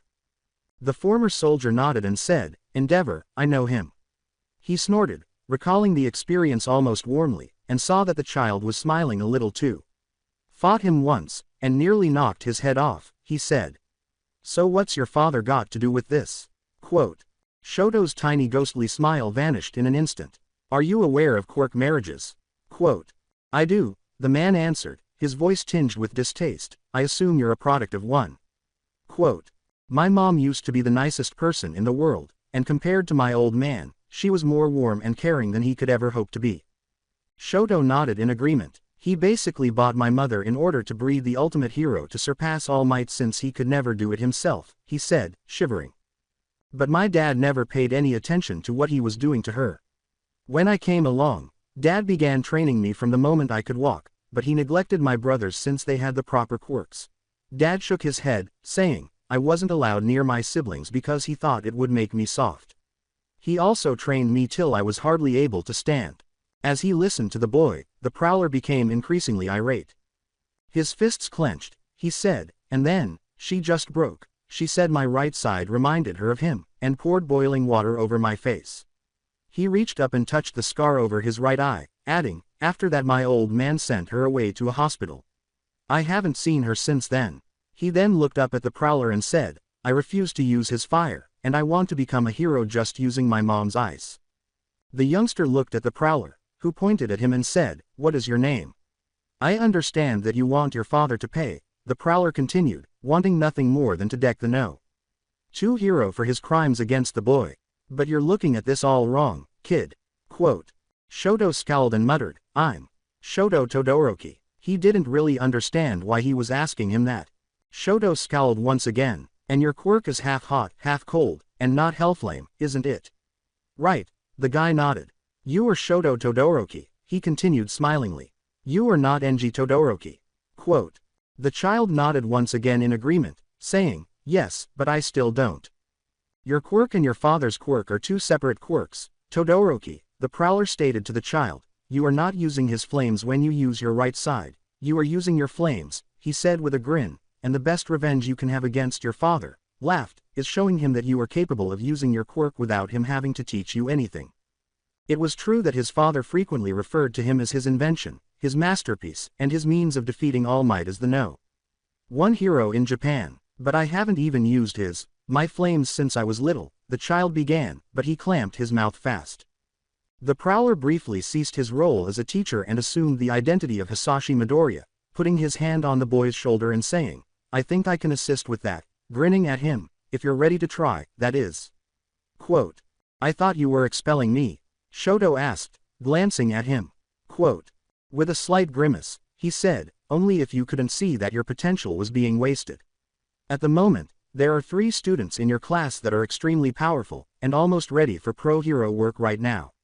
One of them, and I can't believe the words are coming out of my mouth, is Katsuki Bakugo, he said reluctantly. Another is my own son, but he still needs a little work. He laughed as he glanced at the boy, and the other is you, young man. With a little smile, Shoto said, I think I'd like to try. Spiderman. In the interim, for the past 2 days, Toshinori had been on edge because the raid had supposedly happened exactly as planned, but he had not heard from Sir Nighteye about it or seen anything on the news about a large-scale movement against any large crime organizations. He was worried about the situation for more reasons than he cared to list, chief among them being that he wanted his student and young friend to be free of the thugs who had been threatening him and his newly formed family. That's why he was at his desk in the teacher's lounge, staring down at his phone, hoping it would ring, and hardly paying attention to anything else when someone entered the room and noticed the serious expression on the skeletal man's face. I'd hate to know what that poor phone did to make you look at it like that.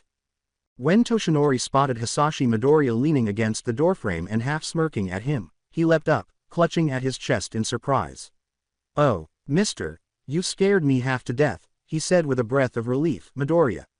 He started to laugh. It's best not to do that very often, my friend. I am in my 50s after all.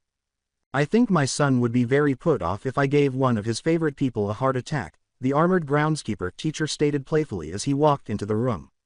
But what has you looking so focused, Mr. Yagi? He said. I've seen that look on heroes' faces when they're about to go into battle, he said, approaching the coffee pot. The man poured himself a cup and gestured with the pot to see if the blonde man wanted some for himself. Ah, yes, thank you, he said as the man poured him a cup. But I must warn you, Snipe made that pot, and he likes it cowboy strong. Toshinori sighed heavily and returned to his seat.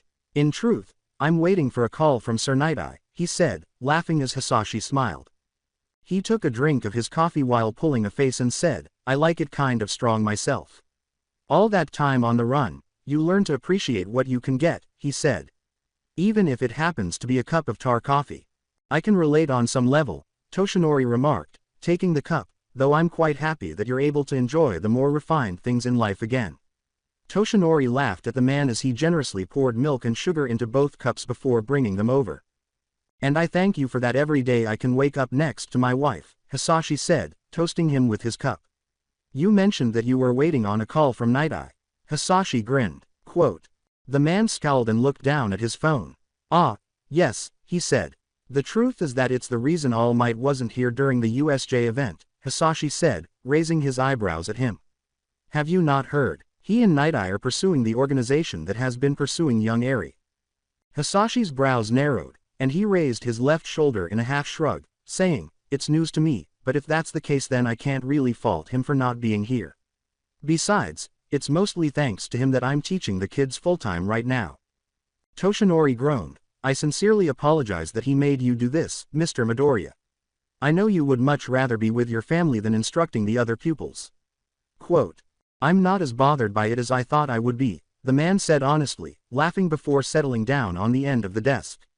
"I get to see my son, and coach him in his training, and I get to see Inko at the end of the day, or when I have to drag one of the kids to the nurse's offices if it's her turn for a shift. Aside from that, I'm finally doing something good with my skills," he sighed with a sigh. "By the way, how is that going?"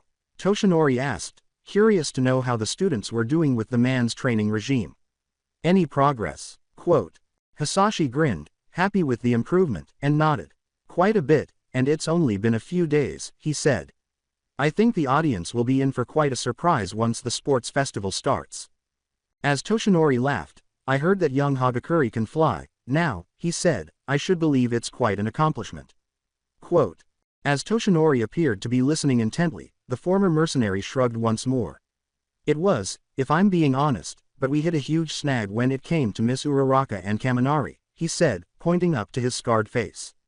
"Much like how I suffer from my own quirk, though it's far from as extreme as my own drawbacks, she got violently sick as soon as she used her quirk on herself." He looked at the man and added, "You might speak with Aizawa about helping her with that little hiccup." Toshinori leaned back in his seat, crossed his arms, and cupped his chin thoughtfully. "That does pose a problem," he continued, "but there are ways around it, I'm sure. He and we don't get along that great," Hisashi sighed, frowning. "You know he's been watching me every time I've passed through the halls." He twitched his left eyebrow and remarked, "It seems like he thinks I'm going to lose it at any moment." Quote.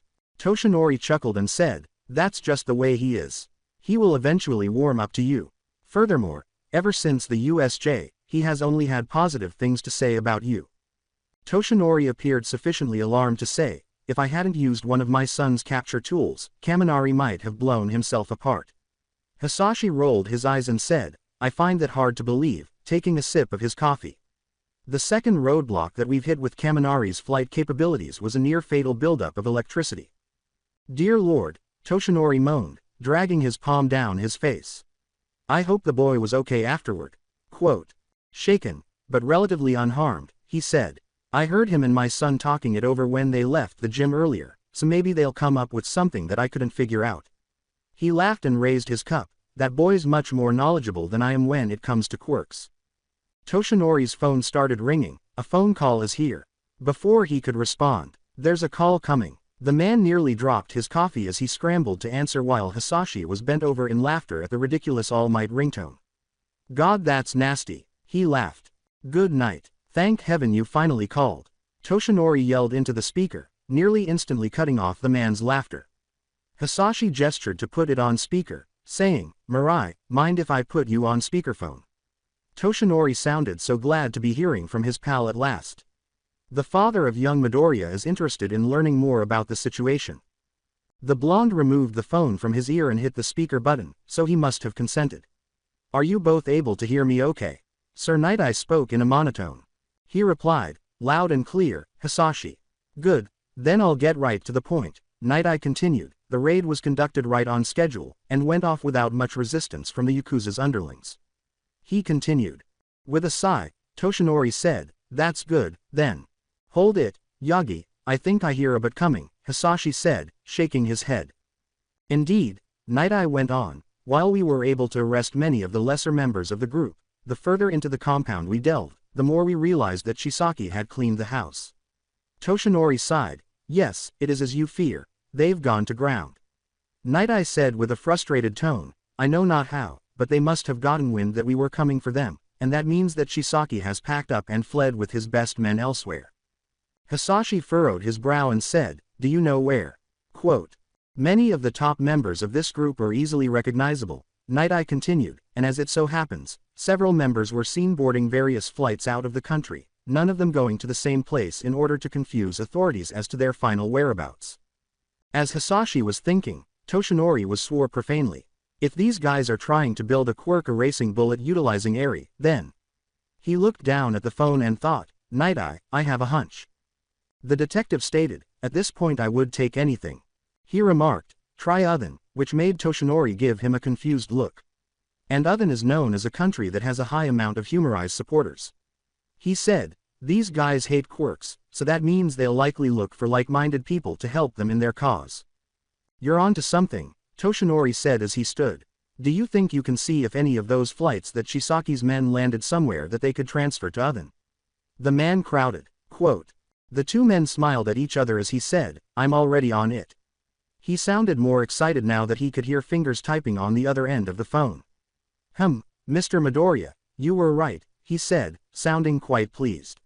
Each flight was to an area that Shisaki and his men could discreetly transfer to a flight to that country. I will begin to petition for a national warrant to have Shisaki and his men extradited, he said, sounding quite pleased.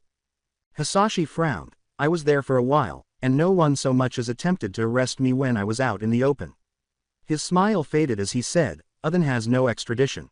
With a cheek slap, Toshinori said, so much for that idea. It was a good one, Hisashi said. But Uthen is largely controlled by Humorize, and if they've met up with Shisaki and his men, then there's little chance that we could get at them without a major operation. After a moment of contemplation, Toshinori said, maybe that wouldn't be such a bad idea, while the man gave him a glance and Nighteye fell silent for a time. Nighteye proposed, Toshinori, I think you had better enlighten us, asking what you're thinking of. Quote. But that will take some time, Toshinori conceded, grinning, but can we safely say that young Midoriya and his family are no longer in danger? A worldwide mission to bring both of these organizations down. Quote. After a period of apparent contemplation, Nighteye stated, perplexing the two men, I would say that they are no longer in danger, yet I would also go as far as to say that they are in peril. What's the distinction? Hisashi inquired. Nighteye clarified, it means that, even though the boy and his family are not in immediate danger, they are in danger from Shisaki's underlings who will have probably stayed behind to keep an eye on the girl and possibly kidnap her if they saw the opportunity. But if you're asking me whether you need to keep them from going out and enjoying themselves, then I would have to say that is not necessary, Nighteye said. Not to mention the girl he appears to be seeing, I'm pretty sure the young man can take care of himself. Oh, young Jiro is more than capable of taking care of herself, and her family, Toshinori exclaimed with a laugh, grinning at the former mercenary. They'll be thrilled. Quote. We'll probably still need to live on campus, but Inko would love to go back to work, Hisashi said. If she doesn't want to keep helping with recovery girls' work. Now wait a moment, gentlemen, Nighteye remarked, bringing them back to the present. There's reason to celebrate, but let's not be fools and let our guards down completely. He reminded them that it's impossible to predict whether these inferior people will simply target the girl. If all else fails, they can still try to reach her by targeting the Jiro and Midoriya families. Damn it, and I was hoping for a small return to normalcy. Hisashi slapped his forehead. Quote. He sighed, at least the children don't have to remain cooped up at the school anymore, and continued, I'm willing to bet that your boy and young Jiro would like nothing more than to have their first date, or take little Eri on an outing. I would recommend them having an escort, Nighteye stated, a hero that can tail them without getting in their way while keeping an eye out for any trouble. Spiderman. In the meanwhile, the 1A girls. As she placed the dress on her bed, Suyu muttered, holding a dress in front of her. Mina, I don't think pink is my color, Hiro. What's wrong with something casual? Quote. While Mina and the other girls in their class were assisting the frog girl in getting ready for her date with Shinso, the girl had gone into romantic overdrive after learning that another of her classmates had been asked out, which basically meant that she had all the other girls in a frenzy over their friend, who was now in their control. The pink girl whimpered, oh, come on, Sue, this is your first date. And you want this guy coming back for more, don't you? She said, gesturing to the heap of clothing that was piled on the bed and had all been created by Momo, their in-house 3D printer. Quote. Suyu blushed slightly and said, well, yeah, I do, but. Adding, then you'd better be ready to knock his socks off, Toru grinned broadly. Come on, guys, it's not that important, Kyoka, who was assisting the girl with her hair, sighed, drawing disbelieving stares from the two romantics. I mean, Greenie and I haven't been out on a date since we made things official. And there you have it, that is a crime. You and Midori make such a cute couple, but you two haven't even gone on a date yet, Mina exclaimed abruptly. Quote. Yeah, but that hasn't stopped them from getting pretty steamy, Ochako added with a quick grin, recalling everyone of the day Ida interrupted them during a makeout session. As the others, including Suyu, laughed, Kyoka yelled, what I mean is, if things are meant to work out, then they will, she continued, brushing Suyu's hair. I mean, this whole thing kind of came out of a right field, didn't it? Quote. As the other girls scowled at her, the girl in front of her shrugged and muttered, well, I certainly didn't expect it, Hiro. I always figured that if someone took an interest in me romantically, it'd be another heteromorph like me, Hiro, she croaked. What I mean is, I'm not as pretty as the rest of you guys. With a tremendous sigh, Momo abruptly sprang to her feet and put her fists on her hips. That is definitely untrue, Sue. She sounded obviously offended. You really are adorable, honestly, I think you're all prettier than me, Kyoka continued, frowning. Now don't you start, too. Toru pouted and pointed at her. Quote. Kyoka laughed and continued to brush her friend's hair. I know, and I'm not, she said. But there was a time when I thought Izuku might look at one of you guys, and realize that he could do better. Suyu turned to face her, looking puzzled. What I mean is, we're all the same age, but when I stand next to you guys, I see where my body falls short. Kyoka pointed to her butt and chest. You guys, on the other hand, all look like you could be in Uebami's next big fashion magazine. Oh, please, don't tell me you're jealous of these, Momo said, giving her a blank stare. When she pointed to her breasts, she said, you know how heavy these can feel after practicing all day. Quote. Or the extent to which they can obstruct. Ochako added, I feel like I'm drowning when I tuck my costume in because it's so tight. While the others laughed, remembering how difficult it was for the girl to fit into the device, she grumbled, her cheeks flushed with shame. Thank goodness May took my measurements before making my costume, stated Toru with a chuckle, but I had a pretty hard time when I just ran around naked. The girl sighed. Honey, anyone would, Mina said with a laugh, I'm just shocked you were never caught. As she assisted the frog girl into a green and white outfit with stripes, she turned to face Kyoka. But I can kind of see what you're talking about, Kyo. She indicated to herself, my skin wasn't pink when my quirk came in, I looked. Well, normal I guess. She shook her head, anyway, my skin got the most disgusting shade of gray you can think of when my quirk entered the picture. It took 2 years for it to turn to this color, she said, extending her left arm to indicate her skin. And my hair was blonde, not pink to start with, blonde. She indicated to her hair.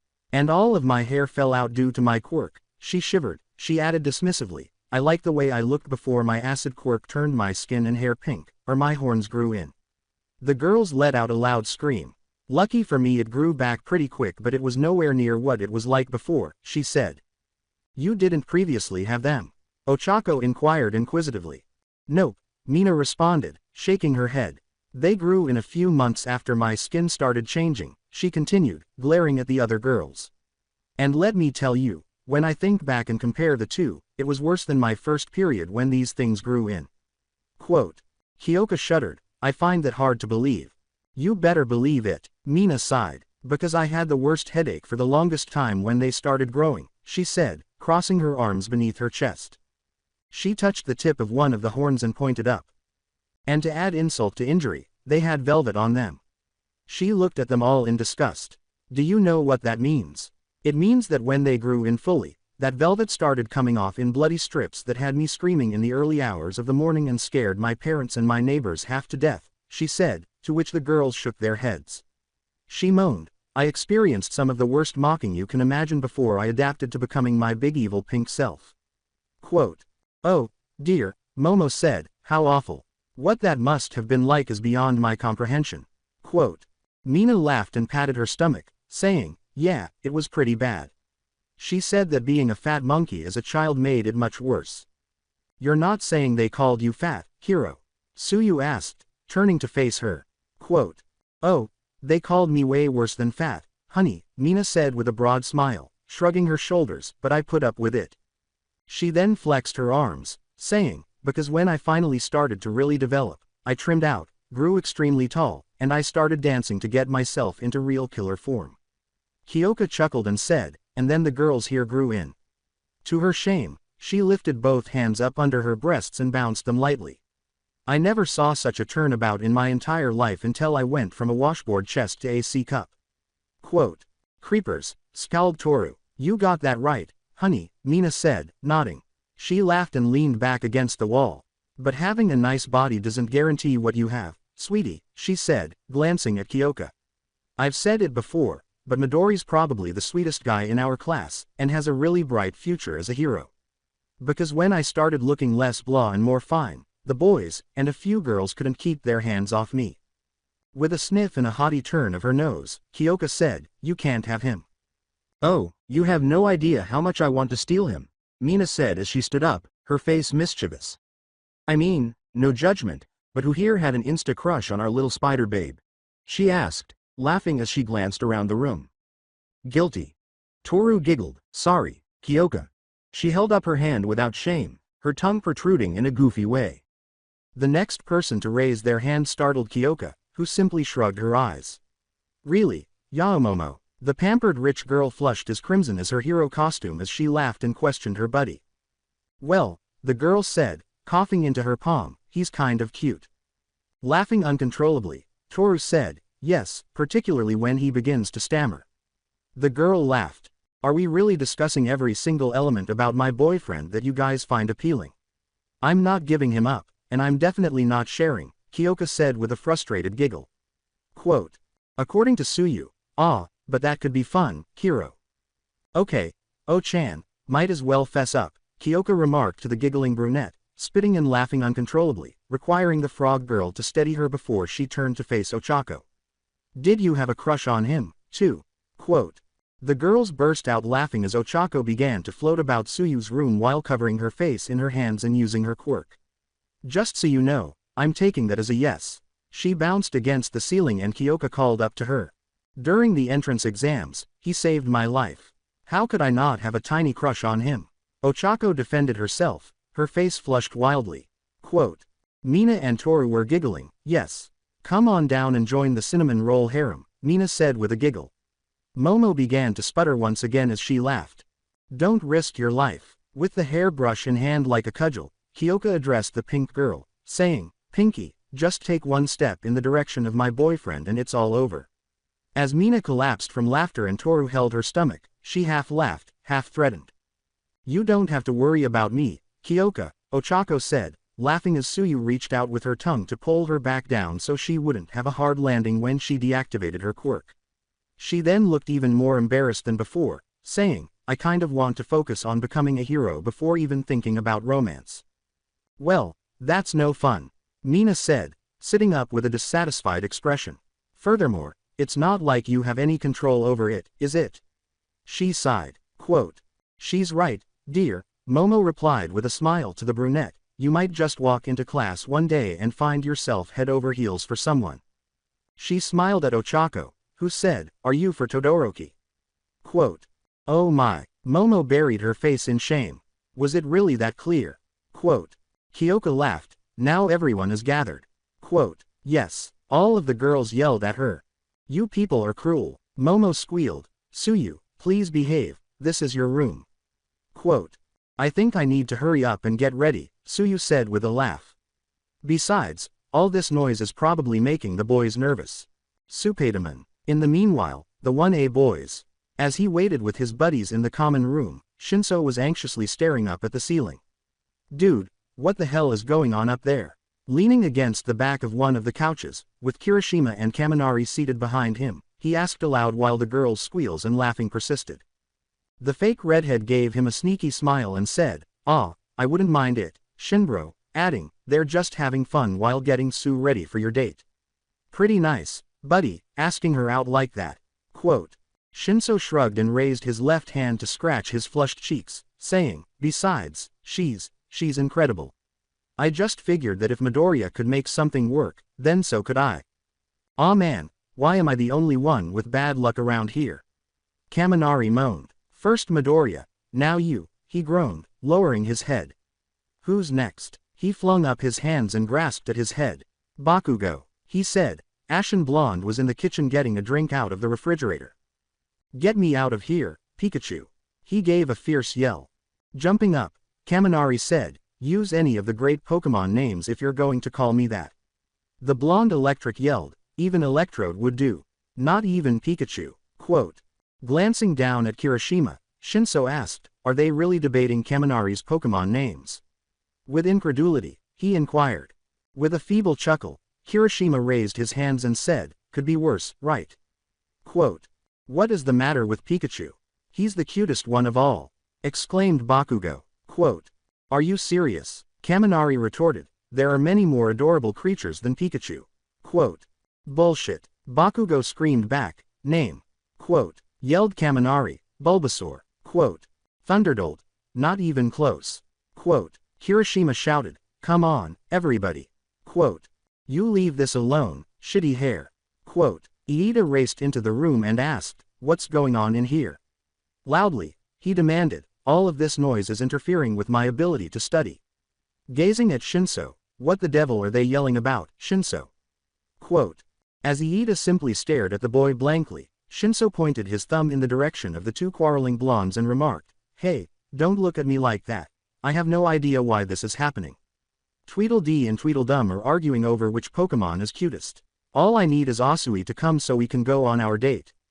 My apologies, I didn't intend to involve you, Iida replied, bowing, before turning to face the two quarreling blondes. And just so you know, it's clear that Meryl is the cutest Pokemon in the world. Quote. Oh no, Bakugo shouted, it's just a Pikachu impersonation. Kaminari shouted. Kirishima turned to Shinso and said, great, now there's 3 of them, before asking, anyway, where were guys planning to go? Quote. She said she likes movies, Shinso shrugged, adding, so. Hey, that's cool, Kirishima remarked. Well, there's nothing better than a classic. Quote.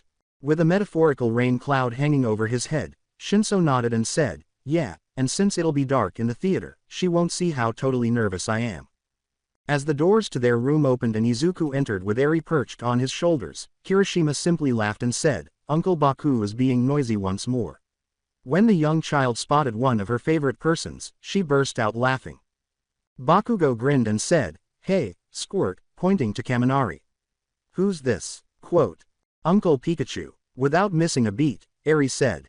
No. Kaminari sank to his knees. Anything but that. He was now sobbing uncontrollably, asking, how can I refuse her? Quote. Hey. Bakugo laughed and said, Pikachu, you lose. He laughed while Izuku put the little girl down so she could play. She raced over to Bakugo where the ashen blonde slapped a high five, way to go, Pipsqueak. Quote. Yes, she slapped his hand, and Eri shrieked. Izuku simply chuckled at their antics, relieved that the girl was starting to open up more. He approached the couch and said, are you still waiting for the girls to finish? He questioned the teen who was brainwashed.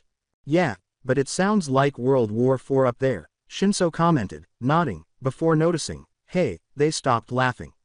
His face turned scarlet as he watched his date leave with the other girls following her. Oh, I'm so not ready for this, he yelled just as the elevator dinged. Although Suyu wasn't wearing a fancy outfit, she looked cute with her hair styled in a French braid, a simple cotton dress with green stripes running the length of it, and plain white sneakers. Izuku laughed, knowing that feeling. However, based on his friend's expression, Izuku could tell that Shinso's world had been upended. From behind the female, Mina said, Teehee, I think we can count this as a success ladies, pointing to the still shocked Shinso, who was salivating. Quote. After appearing to regain his composure, Shinso raised his arm to cover his mouth and said, I am not. Before glancing shyly at the female, he whispered, but, you look, really nice, Asui. Before moving closer and putting her arm around his, the girl grinned and said, thanks, hero, croaking with joy, you look great, too. So, should we go? Quote. As the two of them made their way to the exit, Shinso reddened even more and the kid said, yeah, let's go. As Kyoka approached him with a beaming smile, the verdette laughed and said, is that how I used to look when you taunted me? He questioned his girlfriend. HMPH, what do you mean used to, green bean? Sighed Kyoka, I can still make you melt into a blushing, muttering pile of mush. She whispered softly, pressing a finger against his chest and running it up to his collarbone before running it up to his neck and under his chin. Her point was demonstrated when that exact thing occurred. Man, Mina complained, tucking her arms behind her back. You know I was just kidding about the harem thing, but it still sucks that such a sweet guy got snapped up right off the bat. Mina and Toru were watching the small drama unfold with jealousy. No worries, there's still plenty of males left, she remarked with a slight smile, and Toru simply gave her a pat on the back. Or girls if you're into that. Quote. Alright you two peeping tomboys, that's enough, Mina remarked, laughing as Momo approached and slapped them both on their heads. Remember, we still have to get ready for tomorrow. Quote. That Monoma guy really gives me the creeps. Ochako moaned when the training session for Monday was mentioned, recalling a student from Class 1B. I'm not looking forward to that. Quote. No worries, Bakugo remarked, if any of those B-list losers give us grief, I'll blow them to the moon. Eri was riding on Bakugo's shoulders as he played with his hair. While the other three merely stared, Ochako smiled at that. Am I crazy? Momo asked the pair she was clutching onto. Or are those two? Nah. Toru shook her head. Mina crossed her arms and shook her head, saying, that's like, world-ending stuff right there. I will continue the story in next part. Till then, bye bye.